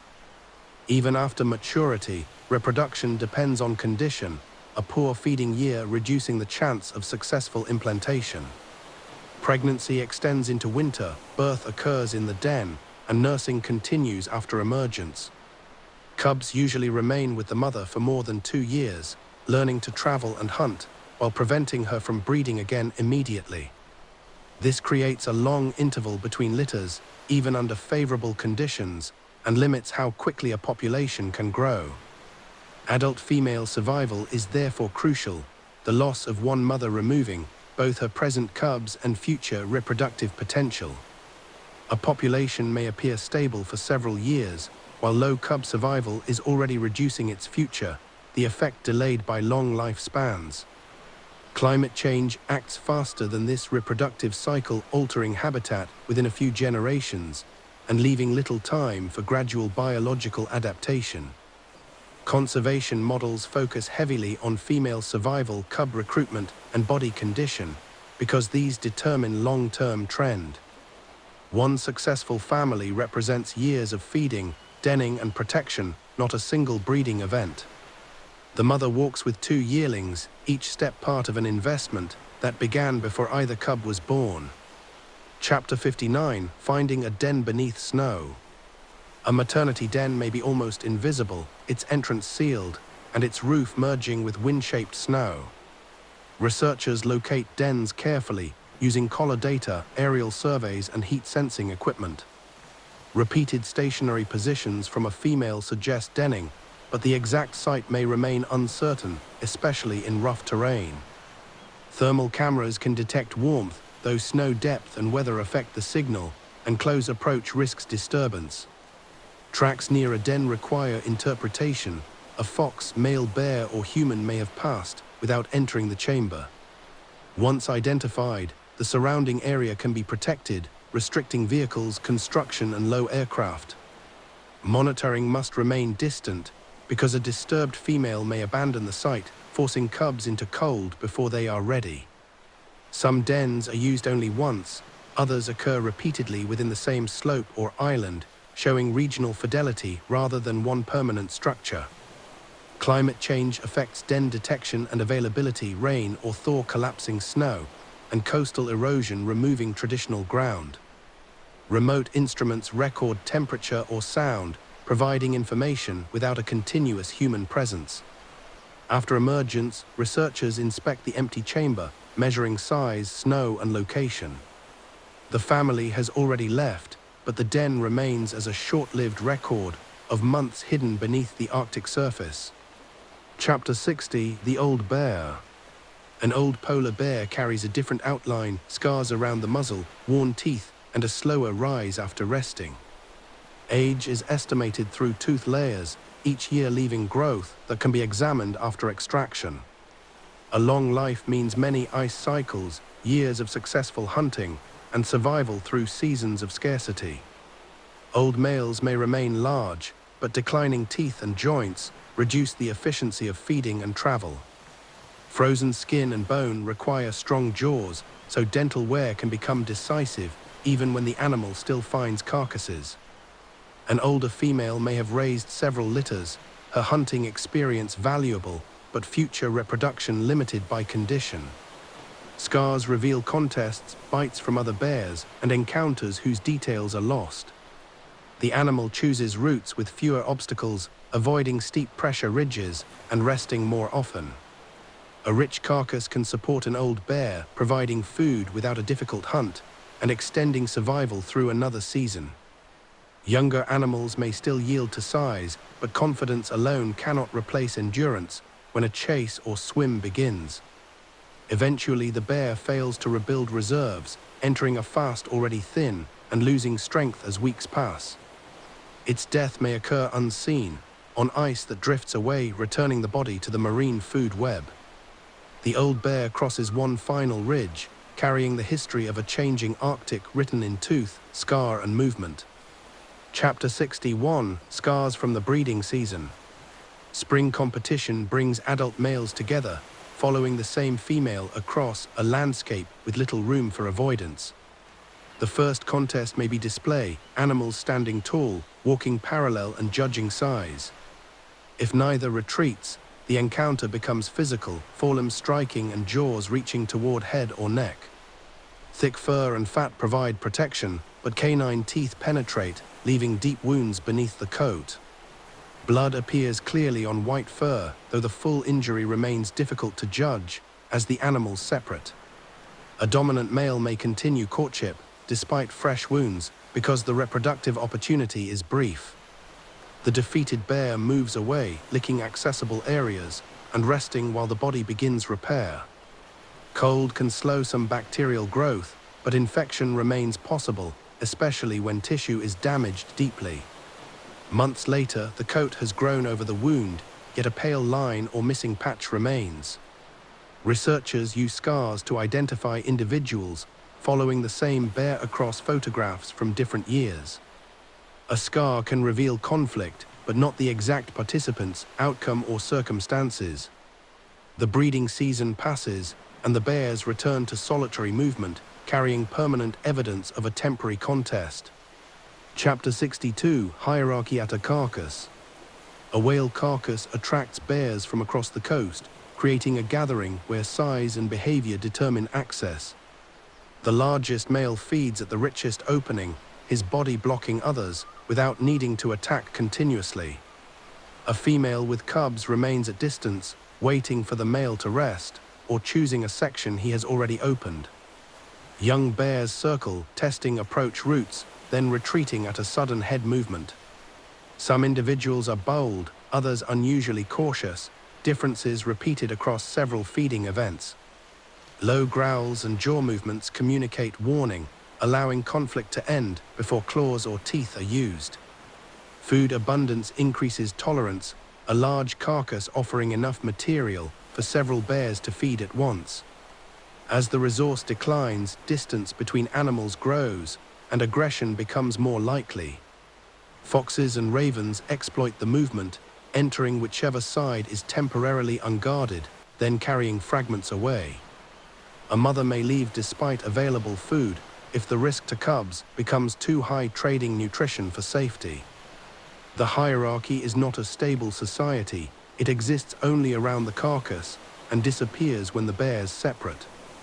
After several days, tracks radiate from the site, each bear returning to a solitary Arctic path. Chapter 63, Hunting Beneath the Moon. A full moon illuminates the pack ice, pressure ridges casting long shadows, and a seal hole reflecting black water. The polar bear approaches from the dark side of a ridge, its coat almost blue in the cold light, movement reduced to a slow shifting outline. Moonlight helps the hunter see, but also reveals it, creating an advantage for both predator and prey. The bear reaches the hole test scent and settles beside it. Wind moves across the surface, covering small sounds, while the seal circles below. Hours pass, the moon lowering, and frost gathering around the bear's muzzle. A faint splash reaches the opening. The bear raises one paw without moving the rest of its body. The seal surfaces for less than a second, breath entering the night air before the strike begins. Ice breaks, water rises, and the seal disappears beneath the edge. The bear remains over the hole, smelling the water, but the opportunity has passed. Failure under moonlight is no different from failure by day, energy spent waiting, and no food gained. The animal stands, shakes snow from its back, and follows the ridge toward another opening. Chapter 64, Thin Ice Beneath a Heavy Mail. Young sea ice covers a sheltered bay, its surface smooth, and its thickness difficult to judge from above. A large male walks several meters from the old edge, each step producing faint cracks, radiating beneath the snow. The bear lowers its body, spreading weight, but continues toward a seal scent. One forepaw breaks through, then the surface collapses under the chest, dropping the animal into water. The bear turns immediately, reaching for the thicker edge, where its hindquarters still have support. Claws scrape the surface, but thin ice breaks repeatedly, forcing the animal to swim toward older slabs. Water draws heat, and climbing consumes energy, while the nearest stable platform shifts with wind. The bear hooks both forelimbs over a rough edge, kicks with the hind feet, and pulls its body onto the floe. It rolls away from the weak section, increasing distance before attempting to stand. The coat is shaken vigorously, water scattering, and trapped air begins returning between hairs. For several minutes, the bear rests, its breathing visible in cold air. Thin ice provides access to prey, but offers little margin for error, especially beneath the weight of an adult male. Chapter 65, A Cub Swept from the Edge. A mother and two cubs travel beside a lade, the ice edge uneven, with small pieces breaking into current. One cub steps onto a floating slab, too narrow to support movement, and drifts away from the main flow. The gap widens quickly, only a few meters, but filled with moving black water. The cub calls, turning in circles, while the mother follows along the edge. She enters the lead, swimming directly toward the slab, and reaches it before current carries it farther. The cub tries to climb onto her back, slips, then follows as she turns toward stable ice. At the edge, the mother climbs first, providing a lower point beside her body. The cub hooks small claws into rough snow, kicks, and is pulled partly by contact with her forelimb. The second cub waits above, calling continuously, until both animals reach the surface.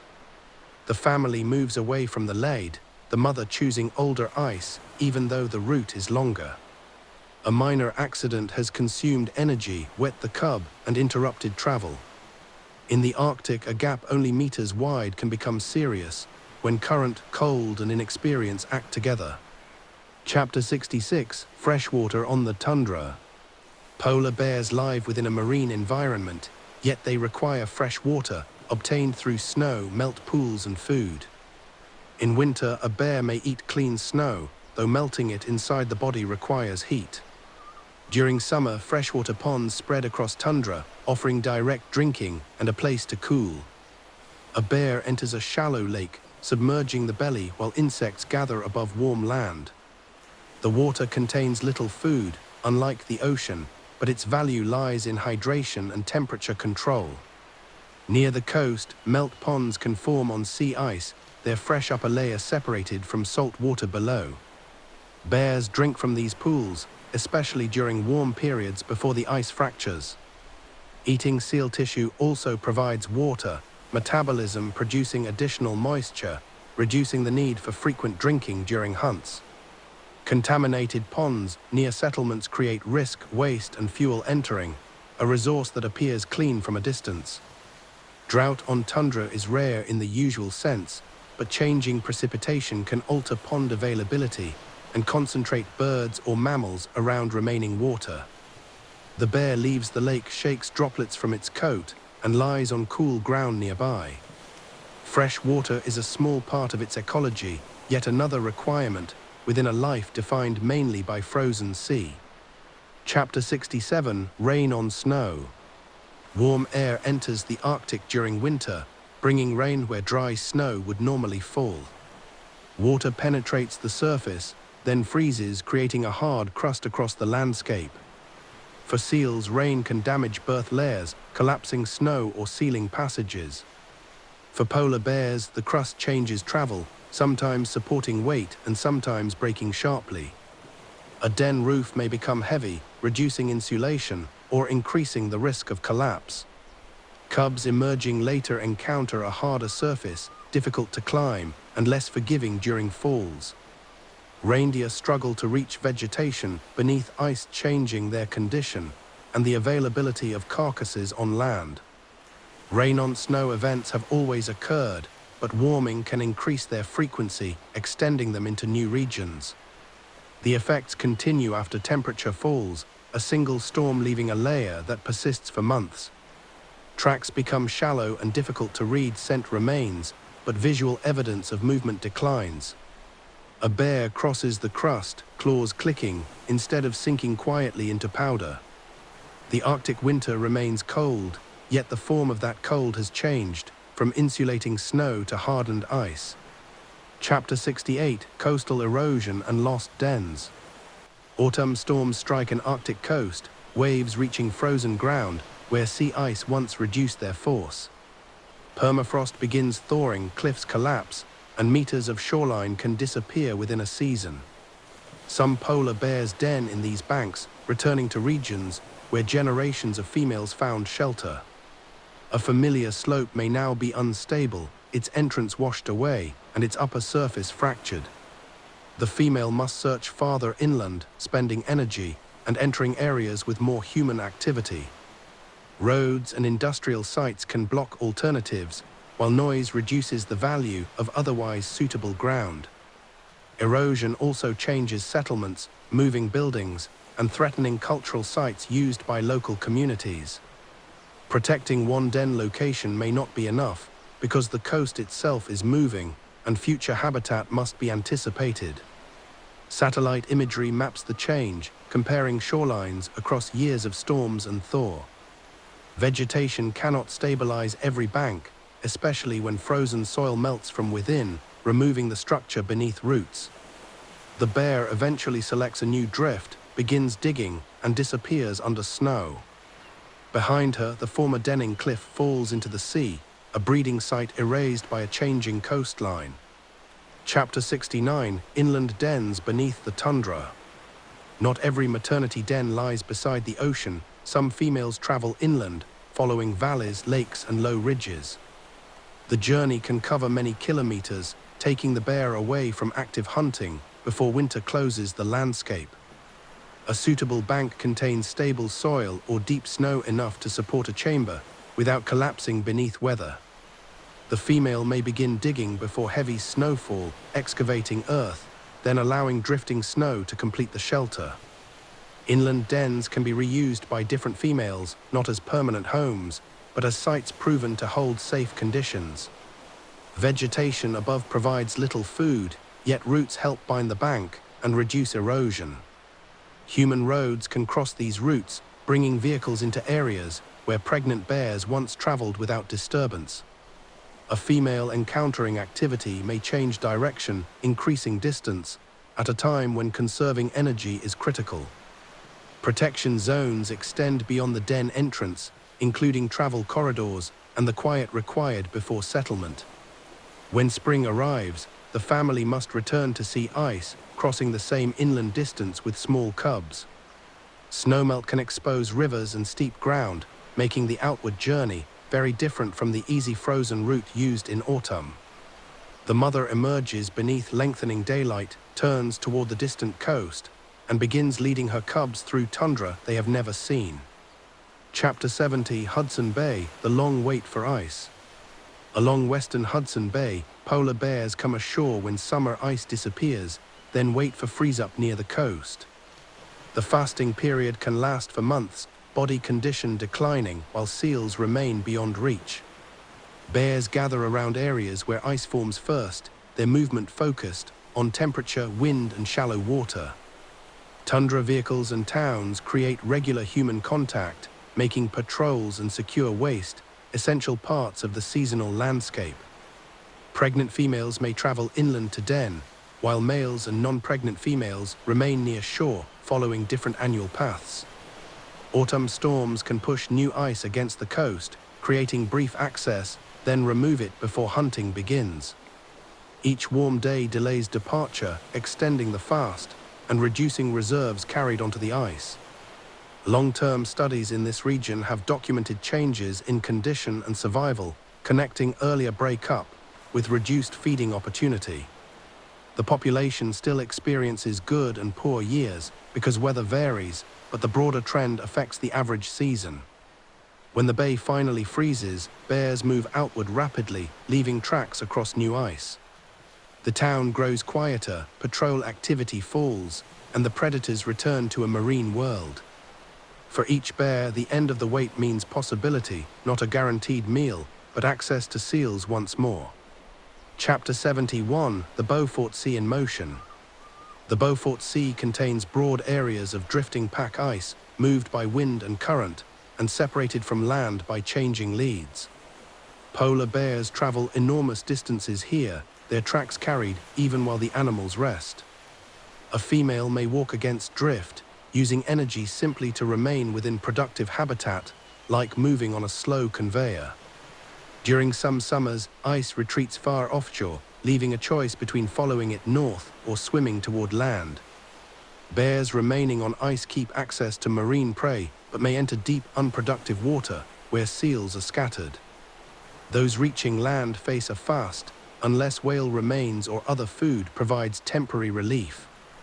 Storms fracture the pack, opening lades, and creating pressure ridges when the surface closes again. Oil and gas activity has increased interest in the region, raising concern about spills, noise, and den disturbance. Long-term tracking reveals wide variation, one bear remaining near coast, another traveling hundreds of kilometers offshore.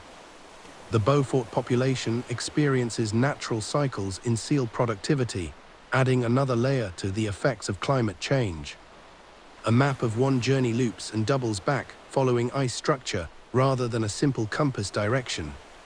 The bear climbs a ridge above dark water, its route shaped minute by an ocean moving beneath winter. Chapter 72, Svalbard, Islands of Ice and Rock. North of mainland Europe, the Svalbard archipelago rises from the Arctic Ocean, a landscape of glaciers, mountains, and seasonal sea ice. Polar bears travel between islands, crossing fjords, and hunting seals along fast ice. Glacier fronts create productive habitat where ice meets water and seals rest near breathing areas. During summer, some bears remain on land, searching shorelines for carcasses, birds, and eggs. Reindeer live on the islands, providing occasional prey but not replacing marine fat.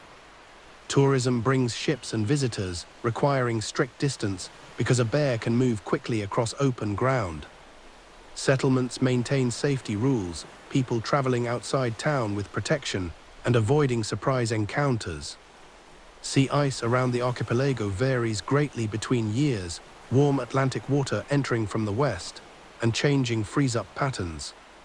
A bear may cross a frozen fjord one spring, then face open water at the same location the next. Females den on islands and slopes, using deep snow where disturbance must be limited.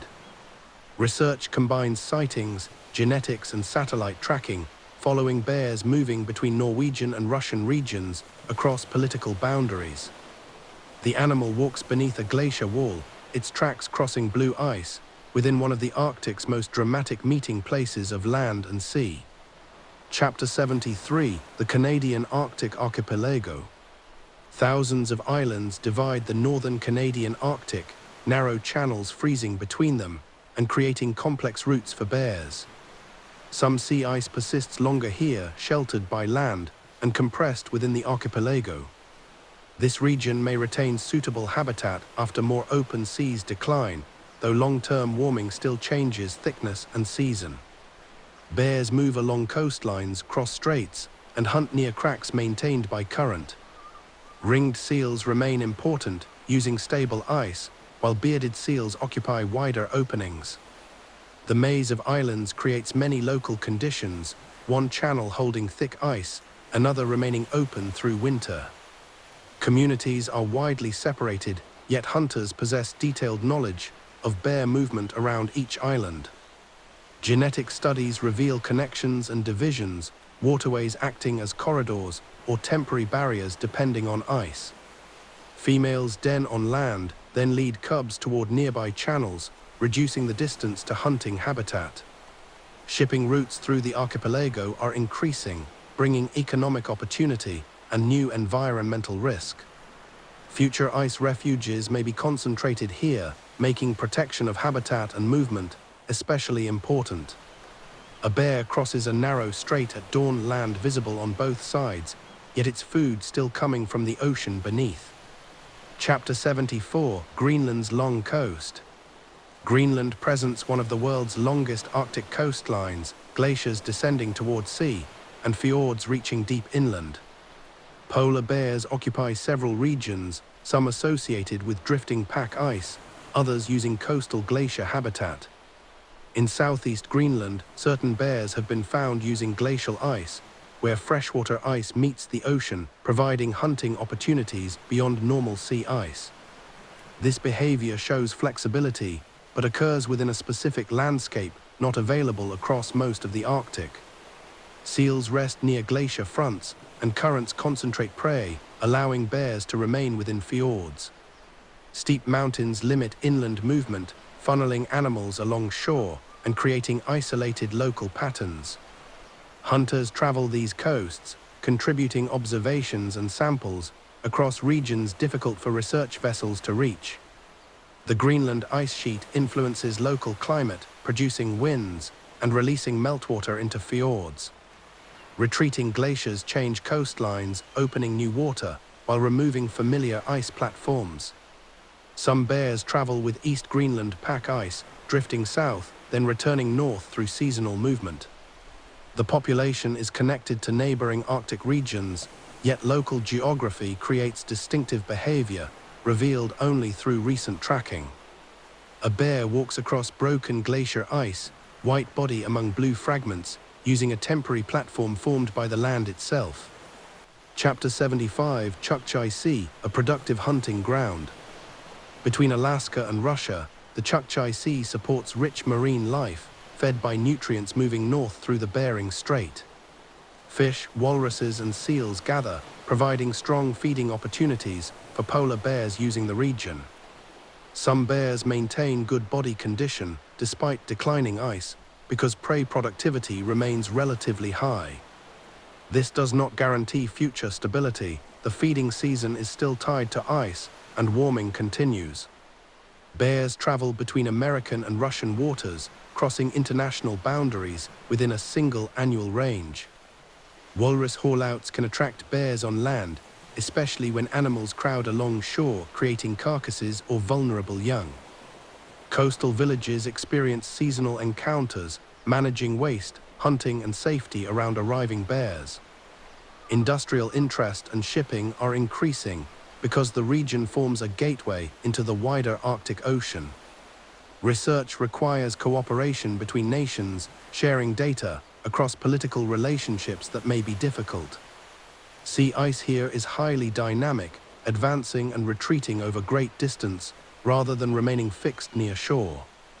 A bear follows the ice edge north in spring, feeding within a productive system, while the platform beneath becomes increasingly seasonal. The Chukchi Sea demonstrates that food availability can delay some impacts, but cannot remove dependence on the frozen surface providing access. Chapter 76, the Barents Sea and Rapid Change. The Barents Sea lies where Atlantic water enters the Arctic, bringing heat and producing some of the fastest regional ice decline. Polar bears in this area travel between Svalbard and Russian islands, their movement historically connected by extensive seasonal ice. As open water expands, distances increase, and routes that once remained frozen require swimming.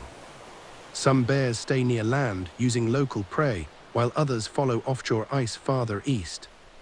Females den on islands, then face changing access to spring hunting grounds when they emerge with cubs. Warm water alters fish communities, affecting seals, and changing the food web below the bear. Shipping and fishing operate in surrounding seas, adding noise, traffic, and risk of pollution. Satellite records reveal individual flexibility, but also greater energetic demand as traditional paths lengthen. A bear that once crossed one frozen channel may now travel around an entire coastline or wait for conditions that arrive later.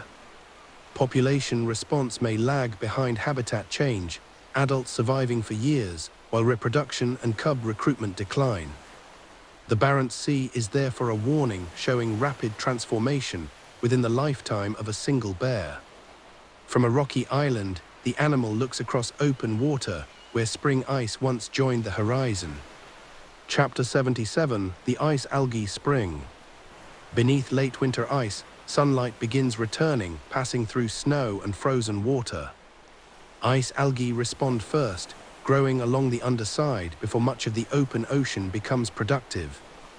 Copepods and other small animals feed on the bloom, concentrating beneath ridges where structure provides shelter. Arctic cod follow, seals hunt the fish, and polar bears wait above for seals.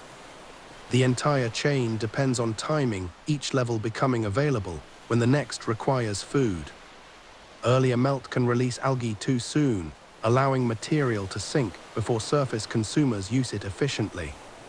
Thinner snow may increase light, but unstable ice reduces seal habitat, creating both gains and losses. Researchers sample ice cores, measuring pigments and microorganisms from a world hidden below the surface. A bear cannot detect the algae directly, yet its hunting success is connected to the bloom through several steps. This makes sea ice more than physical support. It is habitat within itself, producing food as well as access. When the bear captures a seal, blubber contains energy assembled from countless microscopic organisms. The spring sun rises higher, the ice begins to change, and a biological season unfolds beneath the predator's feet. Chapter 78: The Seal's View from Below. From beneath sea ice, the world appears as a glowing ceiling, broken by dark ridges, holes, and moving shadows. A ringed seal approaches a breathing hole, listening before bringing its nose toward air. The polar bear above remains still, its weight distributed, and its outline partly hidden by snow. Water carries vibration from the surface, a scrape, step, or impact, warning the seal before visual contact. The seal can choose another hole, swimming beneath ice, along routes the bear cannot follow. At an open lade, the animal sees more clearly, but also risks a bear waiting at the edge. A resting platform offers warmth and recovery, yet requires leaving water, the seal's safest environment. Every surfacing decision balances oxygen, rest, and exposure within a landscape shaped by the predator above. Pups learn these routes from their mothers using layers until strong enough to move independently. The bear's success depends on predicting this hidden behavior, not simply detecting a visible animal, and most predictions are wrong. From below, the polar bear is a brief shadow and sudden force, rather than a constant presence. The seal turns away from the hole, exhales bubbles beneath the ice, and surfaces safely several hundred meters away. Chapter 79: Teeth and the Work of a Carnivore. A polar bear's jaws are built for flesh and fat, canine teeth holding prey, while cheek teeth cut and crush. The teeth are less specialized for grinding plants, reflecting a diet dominated by animal tissue. A seal's hide can be tough, especially when frozen, requiring force before blubber is exposed. The bear grips with the front teeth, uses forepaws to stabilize the carcass, and tears sections free. Bone may be cracked, but the richest reward lies in fat, often consumed before muscle. Cubs begin with milk teeth, then develop the adult set as their diet shifts toward kills. A broken canine reduces control, making live prey harder to hold, and affecting competition at carcasses. Tooth wear increases with age, frozen food, bone, and years of use, gradually smoothing sharp surfaces. Researchers can estimate age from growth layers in a small tooth, like rings, though collection requires careful handling. Dental infection may spread into the jaw, hidden beneath fur, until feeding becomes visibly difficult. A bear with damaged teeth may rely more on scavenging, searching for opened carcasses, instead of attempting difficult hunts. The jaws close on seal skin, a feeding system shaped for marine prey, and dependent on teeth that receive no replacement in adulthood. Chapter 80: Digestion of a high-fat diet. Seal blubber contains concentrated energy, exactly suited to a predator that may fast for long intervals. The polar bear's digestive system handles large amounts of fat, absorbing energy efficiently and storing excess beneath the skin.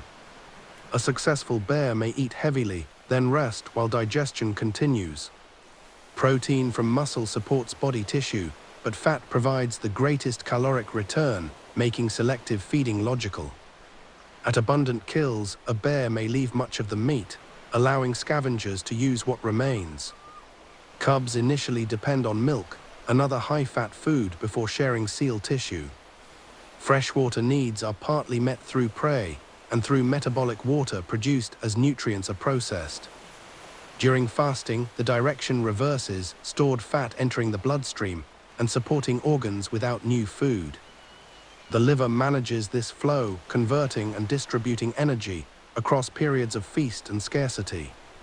Contaminants stored in fat can also be released, a hidden consequence when reserves are used rapidly. Plant foods can be digested to some extent, but the system is not built to extract enough energy from tundra vegetation alone. The bear finishes feeding, its stomach full, and its body beginning to store the brief abundance for later weeks.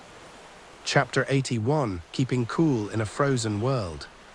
The polar bear is protected from extreme cold, yet the same insulation creates a risk of overheating, especially during activity. A thick coat blocks heat loss, fat adds another barrier, and a large body retains warmth. The bear usually walks rather than runs, selecting an efficient pace that limits heat production. After a chase, it may pant, lie flat on snow or enter water. Paws, muzzle, and areas with thinner fur release some heat, but the available surface is limited compared with the whole body. Wind can become useful after exertion, cooling wet fur, though excessive cooling after a swim remains dangerous.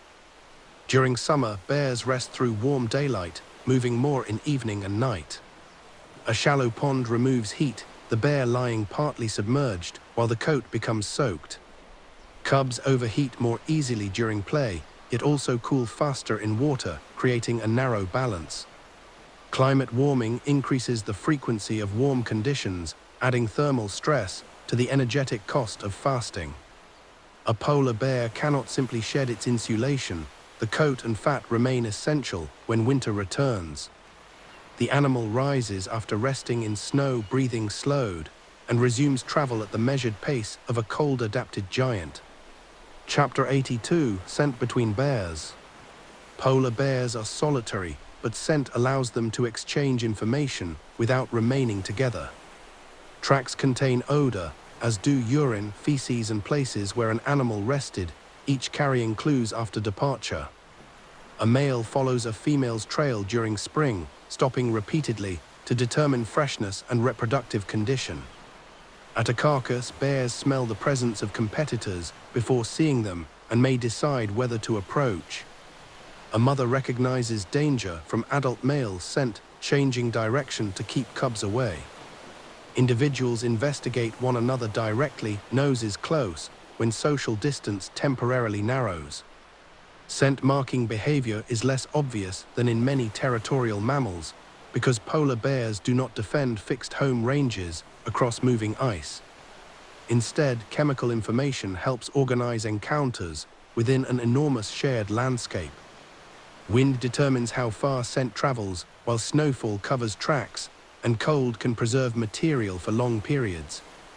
A bear may follow a trail that ends at open water, then search the edge for the animal that swam across. Researchers use trained dogs to locate dens or samples, taking advantage of odor too faint for human senses. The Arctic may look empty, but every traveled route leaves chemical evidence until weather and ice remove it. Chapter 83, Solitary but not unsocial. Most polar bears travel alone, yet they meet during breeding, feeding, and seasonal gatherings on land. At abundant food, several animals can tolerate close distance, adjusting position without forming a permanent group. Young bears sometimes play together, wrestling and chasing, particularly where many wait for ice. Play resembles fighting, but force is controlled, and pauses allow both animals to continue.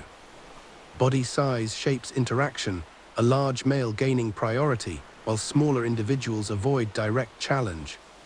Mothers with cubs remain cautious, the family unit separate, and protective behavior immediate. Bears recognize repeated neighbors, evidence suggesting individual familiarity, even without stable social groups.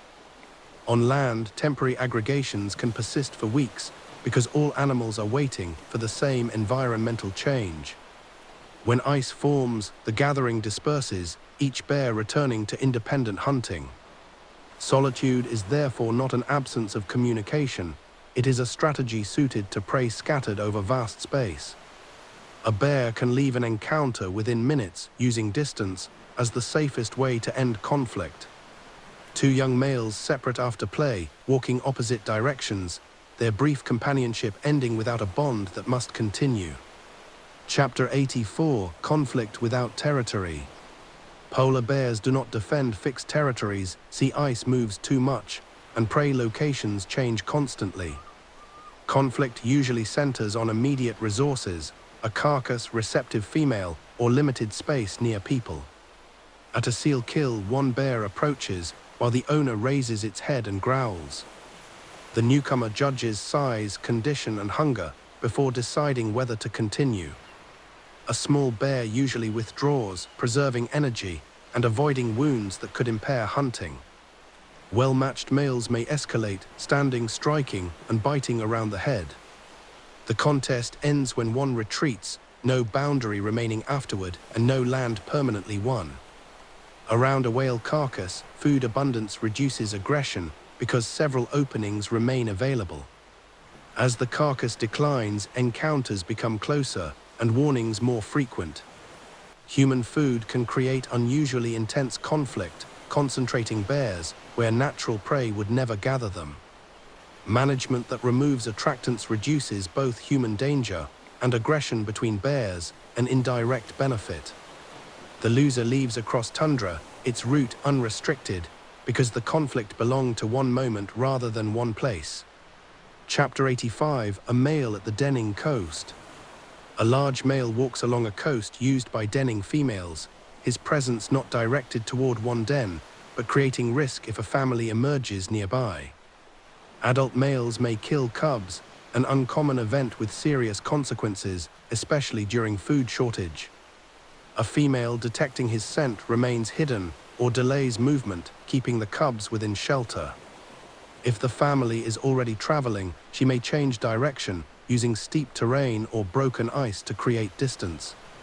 The male's motive may include predation, competition, or reproductive advantage, and can differ between events. He investigates tracks, following for a time, then turns toward the coast. The female cannot fight a much larger male safely. Her strongest defense is early detection and a route the cubs can follow. Human activity can worsen the situation, forcing families away from preferred cover or narrowing available paths. Protecting denning habitat includes keeping escape routes open, not only preserving the chamber because danger continues after emergence. The male reaches sea ice, finds a seal scent, and abandons the inland trail. The family leaves the next morning, crossing his tracks after the immediate threat has moved away. Chapter 86, the cost of a failed hunt.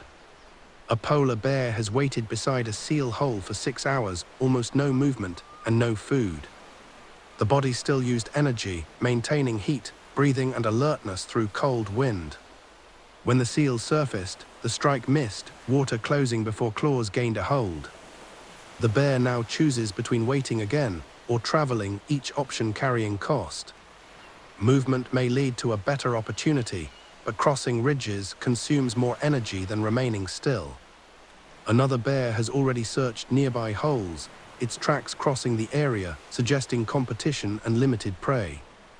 The animal walks toward a lade, stops at several scents, and finds each one old. By evening, no hunt has succeeded, yet the daily energy requirement remains. A healthy bear can absorb repeated failure using fat and continuing the search. A thin juvenile has less margin, each unsuccessful day reducing strength, and therefore future hunting ability.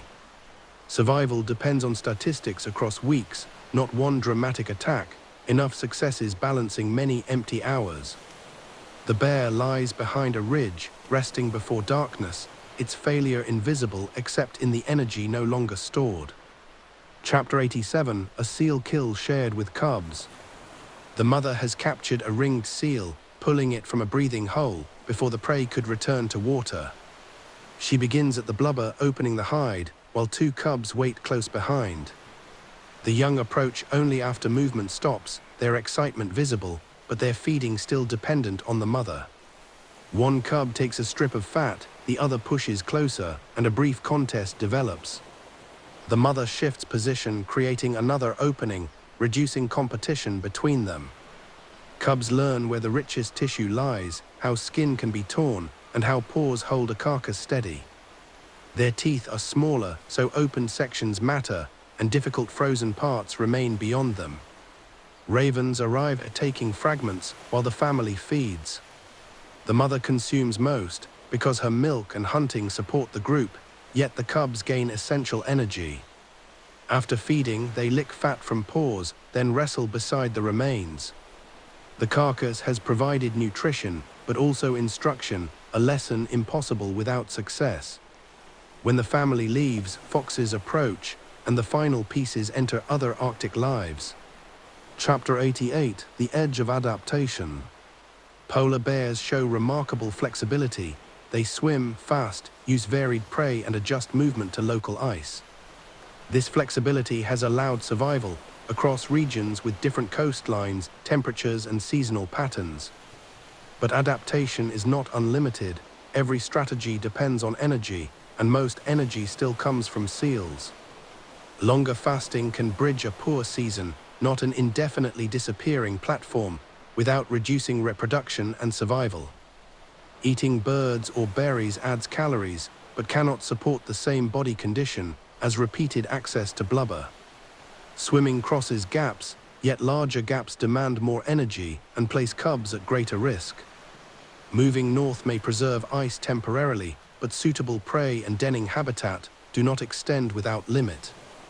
Evolutionary change requires generations, while Arctic warming is occurring within the lives of bears already born.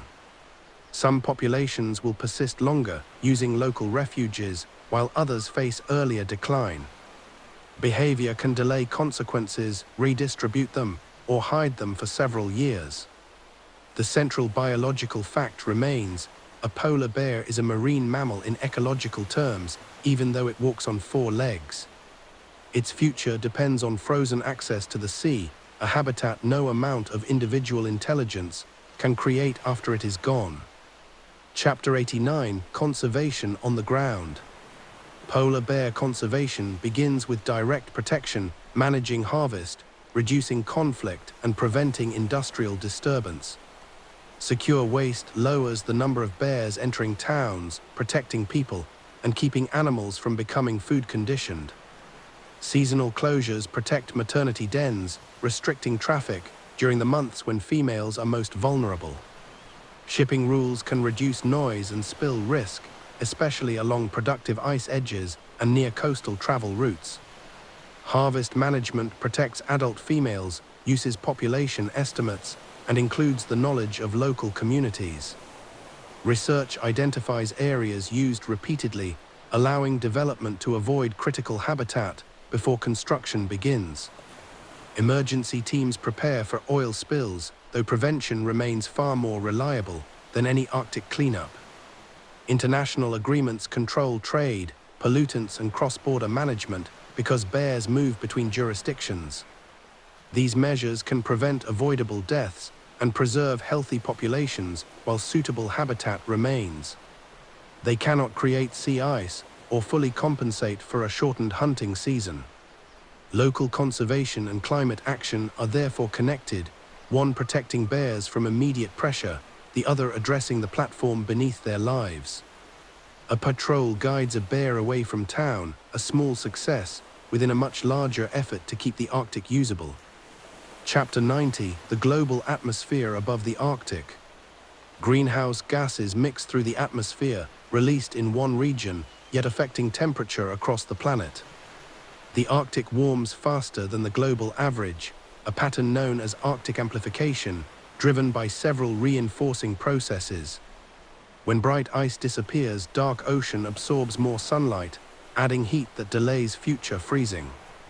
Warmer air holds more moisture, changing cloud, rain, and snow, while warmer water enters from lower latitudes. Permafrost thaw can release additional greenhouse gases, creating another feedback beyond the sea itself. A polar bear does not encounter carbon dioxide as an obvious threat. There is no scent, sound, or object to avoid. Instead, the effect appears as open water, unstable ice, and a longer wait on land. The source may lie near a power station, vehicle, or industry far south, connecting ordinary human activity with a seal hunt that never becomes possible. Reducing emissions changes the future rate of warming, even though past gases remain active, and recovery is not immediate. The scale can make action feel distant, but atmospheric physics connects every region without respecting borders. Protecting a bear therefore extends beyond wildlife law into energy, transport, land use, and international policy. Above the pack ice, the atmosphere remains invisible, yet it determines how long the surface below can stay frozen. Chapter 91: The Last Ice Area. North of Greenland and the Canadian Arctic archipelago, thick ice is expected to persist longer than in much of the Arctic Ocean. Wind and current push flows toward these coastlines, compressing them, and creating a possible future refuge. The region is sometimes called the last ice area, not because ice will remain unchanged, but because suitable summer habitat may survive there longest. Polar bears, seals, and ice-associated species could depend increasingly on it, as seasonal ice disappears elsewhere, concentrating ecological importance. A refuge must contain more than frozen surface. Prey, snow, water depth, and biological productivity all determine whether bears can feed. Crowding could create competition if animals from declining regions attempt to move into a limited area. Geographic barriers may prevent some populations from reaching it, and behavior does not guarantee migration toward an unfamiliar distant habitat. Shipping and development could also increase as surrounding water opens, bringing pressure to the very region serving as refuge. International protection is essential because the area crosses national waters and its ecological value belongs to the wider Arctic. Even under lower emissions, future ice will differ from the past, thinner, more seasonal, and exposed to continuing change. The last ice area offers time, not a permanent escape from warming, and not a replacement for global action. A bear moves across compressed flows beneath a northern coast, within habitat that may become one of the species' final broad strongholds. Chapter 92, A Future Without Familiar Seasons. A cub born today may live for decades, experiencing an Arctic different from the one known by its mother. Freeze-up could arrive later each year, break up earlier, and storms reach coasts without ice protection. Routes learned during youth may stop working, a channel remaining open, or a denning bank collapsing into water. The bear can search for alternatives using another island, another lade, or a longer swim. Every adjustment consumes energy, and successful behavior can hide decline until reproduction begins to fall. Some years will still be cold, producing broad ice and temporarily improving hunting. Such variation can create the illusion of recovery, even while the long-term average continues toward shorter seasons. Population change may occur unevenly, one region losing bears, while another remains stable for longer. People will encounter the transition directly through altered hunting, travel safety, and wildlife conflict. Scientific models describe probabilities, not one predetermined path, because future emissions remain a human choice. The cub follows its mother over spring ice, learning a route whose future depends on decisions made beyond the Arctic. Familiar seasons are not guaranteed, yet the extent of change can still be influenced by what happens now. Chapter 93, The Bear in Human Imagination. Polar bears appear in stories, art, and modern advertising, often representing wilderness, cold, and the distant north. For Arctic peoples, the animal has a more immediate meaning, a source of food, danger, knowledge, and respect. Outside the Arctic, images may show a bear on a small floe, turning one individual into a symbol of climate change. The symbol can create concern, but may also simplify a species with complex behavior and regional differences. Polar bears are neither helpless nor invulnerable. They are capable hunters, operating within strict ecological limits. Fear can exaggerate aggression, while affection can encourage dangerous approach, both replacing reality with expectation. A bear near town is not asking for rescue, it is following scent and opportunity within a landscape shared with people. A bear on open water may be completing a normal swim or facing an unusually long crossing, context determining the meaning of the image. Documentaries shape public understanding by showing not only dramatic hunts, but waiting, failure, denning, and travel. Accurate storytelling matters because support built on myth can weaken when reality appears more complicated. The real animal is more compelling than a mascot, a large marine predator whose life is tied to microscopic algae, seals, and moving ice. The bear disappears behind a ridge, leaving the symbol behind, and continuing as an animal with immediate needs. Chapter 94, A White Bear in Blue Twilight. The sun has set below the horizon, leaving a broad band of blue across snow and cloud. A polar bear travels along the edge of a lade, its reflection moving in dark water between flows. The animal stops at a pressure ridge, climbs, and surveys the broken surface beyond. No seal is visible, but a faint scent arrives, carried from the direction of thinner ice. The bear descends, testing each step, where wind has polished snow away. A raven passes overhead, calls once, then follows the coastline. The bear reaches an old breathing hole, its edge frozen, and no recent tracks surrounding it. Another opening lies farther north, marked by disturbed snow and a line of seal scent. The animal settles beside it, body low, as twilight deepens. Minutes become hours, frost building around the muzzle, while the water below remains unseen. The Arctic appears motionless, yet current moves, ice drifts, and a seal approaches the surface. The bear raises one paw, every part of its long journey, narrowed into one silent moment. Chapter 95, Dawn after the hunt. The strike breaks the ice, water rising, and the bear pulls a ringed seal onto the surface. After many failed attempts, the hunt has succeeded, transforming body condition with one event. The bear opens the hide, feeds on blubber, and leaves steam rising into cold air. Ravens arrive from the horizon, their calls breaking the silence, while fox tracks appear along a ridge. Sunlight reaches the ice, the first orange color across a landscape dominated by blue. The bear rests beside the remains, digestion beginning, and the urgency of the search temporarily reduced. No triumph is understood in human terms, only hunger answered, and energy stored against future scarcity. The seal's death supports more than one animal, scraps feeding birds and foxes, then smaller organisms beneath the snow. By midday, the bear leaves, its tracks deeper after feeding than before. Wind begins softening the scene, covering blood and footprints, until only disturbed snow remains. Another seal continues below the surface, another bear searches beyond the horizon, and the cycle extends across the frozen sea. One hunt has ended, but the Arctic year continues, measured in countless uncertain attempts. Chapter 96, Reading tracks across snow. A line of prints crosses a frozen bay, each impression broad, with claw marks visible at the front. Researchers measure width and stride, using the pattern to estimate size and direction. A female with cubs leaves several parallel trails, smaller prints entering and leaving hers, especially where snow becomes deep.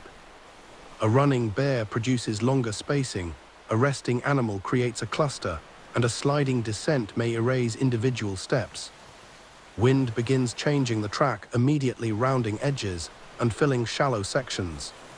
Freshness can be judged from this erosion, along with recent snowfall, temperature, and drifting snow. Tracks near a seal hole reveal hunting, a circular approach, then long stationary marks beside the opening. Blood or drag lines show success, while an abrupt departure may indicate failure or disturbance from another bear. Human patrols use tracks around settlements, following them away from buildings and identifying repeated visitors. Indigenous hunters read subtler signs, weight distribution, behavior, and ice conditions contained within one trail. Satellite technology can follow a collared bear, but tracks remain valuable, especially for animals carrying no device. By afternoon, the wind has nearly removed the route, turning a detailed record back into unmarked snow. Chapter 97, Pressure ridges and hidden shelter. When sea ice is pushed together, sheets buckle, rising into walls of broken blocks. These pressure ridges can extend for kilometers, creating difficult travel and important structure. A polar bear climbs using claws, searching for gaps where the body can pass without unnecessary effort. On the far side, the ridge provides shelter from wind, reducing heat loss during rest. Snow gathers in its hollows, creating possible seal layers and concentrating scent. Lades often form nearby because ice movement continues, bringing seals to open water. The same ridge can therefore offer cover, prey, and danger, a useful landmark within otherwise flat ice. Cubs struggle over steep blocks, the mother selecting lower sections and waiting after each climb. A large male may break loose snow, triggering small collapses that reveal dark gaps below. During storms, ridges become temporary refuges, allowing bears to dig into drifted snow. As the ice drifts, the entire structure moves, carrying its shelter and hunting opportunities elsewhere. The bear reaches the highest point, pauses above the frozen ocean, then descends into a protected hollow. Chapter 98: A bowhead whale beneath the ice. A bowhead whale moves below broken ice, using its massive head to surface through openings too thick for smaller whales. Polar bears cannot hunt a healthy adult, the difference in size overwhelming, yet whale presence still affects the bear's world. Breathing creates open water, used by seals and birds, concentrating life within the surrounding ice. Fragments of skin or tissue may become available, especially near harvest sites, providing rich food on land. A dead bowhead transforms an entire coastline, its blubber supporting bears, foxes, birds, and microorganisms.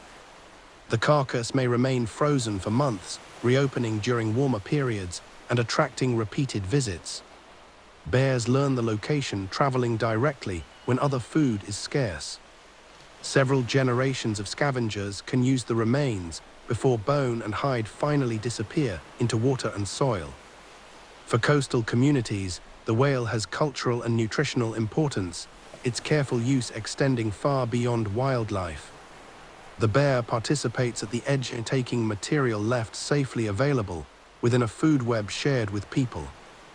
The living whale exhales, a plume rising above the lead, then continues beneath ice where the bear cannot follow. Chapter 99: The Arctic Wind as a Guide. Wind shapes almost every part of polar bear life, moving scent, snow, ice, and body heat. A bear traveling crosswind samples a broad area, its nose comparing which direction carries stronger information. The same wind pushes sea ice changing routes and opening lades beyond the horizon. Snow accumulates on one side of ridges, creating layers while scouring the other side to hard ice. During storms, wind removes visibility, but may still carry the scent of land or prey. A mother chooses shelter behind terrain, positioning cubs where drifting snow does not bury them too deeply. Warm wind can soften ice, cold wind can strengthen a new surface, and a sudden shift can reverse both conditions. Birds use the airflow above, while the bear reads it below, each animal responding at a different scale. Human scent also travels with wind, warning a bear, or drawing it toward food near a settlement. Experienced animals approach from downwind, testing a situation before entering open view. The bear turns its head, changes direction, and follows an invisible path carried through moving air. Chapter 100: One Bear, One Changing Ocean. A single polar bear cannot represent an entire species, its life shaped by sex, age, region, and the particular years it survives. One animal may find abundant seals, another may cross poor ice even within the same population. A female can raise cubs successfully, while a neighboring mother loses hers, the difference created by weather, timing, and chance. A male may travel offshore, another remain on land, and both respond rationally to local conditions. This variation gives the species resilience, several strategies existing, instead of one fixed pattern. It can also hide decline because successful individuals remain visible, while losses occur elsewhere or later. Population science combines many lives, looking beyond dramatic examples, toward survival, reproduction, and condition over time. The future will not arrive in one moment, it will appear through shorter hunts, longer waits, and routes that stop working. Some bears will adapt locally, using glacier ice, carcasses, or new timing, but the species remains tied to marine prey. Protecting one individual matters, yet preserving the ecological system matters more, because no rescue can substitute for habitat. The bear on the horizon continues moving, one life within a changing ocean, its fate connected to millions of choices far beyond the ice. Extended documentary closing: The Frozen Sea continues. Evening settles over the pack ice, the horizon fading, and the bear moving beyond the sight of its last meal. Its body carries the design of a marine hunter, broad paws, dense fur, dark skin, and energy stored beneath it. The coat protects against wind, fat protects in water, and the nose reaches into a world hidden by snow. Every journey depends on sea ice, not as scenery, but as the platform connecting predator to prey. Beneath the surface, algae grows, fish move and seals maintain openings into air. Above it, the bear walks, waits, listens and follows scent. Most hunts end without capture, the dramatic strike rare within days of ordinary searching. A successful spring can build the reserves needed for summer pregnancy or the raising of cubs. A poor season removes those reserves, making every later challenge greater and narrowing the margin for survival. Mothers carry the future through maternity dens, giving birth in darkness, then leading cubs into wind and moving ice. The young learn by following, their mistakes protected where possible, but never separated from danger. Adult males range alone, meeting rivals and females briefly, before returning to solitary movement. Whale carcasses create temporary gatherings, tundra and bird colonies provide limited summer food, and settlements create dangerous attraction. Across the Arctic, different populations experience different conditions, yet all remain connected to marine fat and frozen access. Research follows them by collar, aircraft and track, revealing movement while leaving much of daily life unseen. Indigenous knowledge adds generations of observation, reading ice and behavior within places where people and bears continue to coexist. Local protection can reduce killing, secure dens, manage harvest and prevent conflict. But no fence or patrol can preserve the hunting platform if warming removes it season after season. The bear reaches a lade, dark water dividing the ice, and begins following its curved edge. Wind carries the flow slowly west, the animal walking north, two movements combined into one path. Stars appear reflected between broken slabs, while the coast disappears behind snow. The bear may hunt tomorrow, or continue for days without food, its life shaped by uncertainty rather than constant success. A seal surfaces far away, breath briefly visible, then returns beneath the frozen ceiling. The predator changes direction, not rushing, its strength conserved for the moment it will be needed. The outline grows smaller, white fur merging with blue snow, until movement is difficult to separate from the landscape. No permanent track remains on drifting ice, every print breaks, melts or moves away, carried by the same ocean beneath it. The polar bear passes beyond observation, still traveling, still searching and still bound to the frozen sea. Above, the atmosphere stretches across the planet, connecting this remote horizon with distant human lives. Below, the Arctic Ocean continues moving, supporting seals, whales, fish, and microscopic growth. Between them lies a temporary surface, strong enough to carry a bear, fragile enough to disappear with warmth. The night deepens, the animal vanishes behind a pressure ridge, and the frozen sea continues.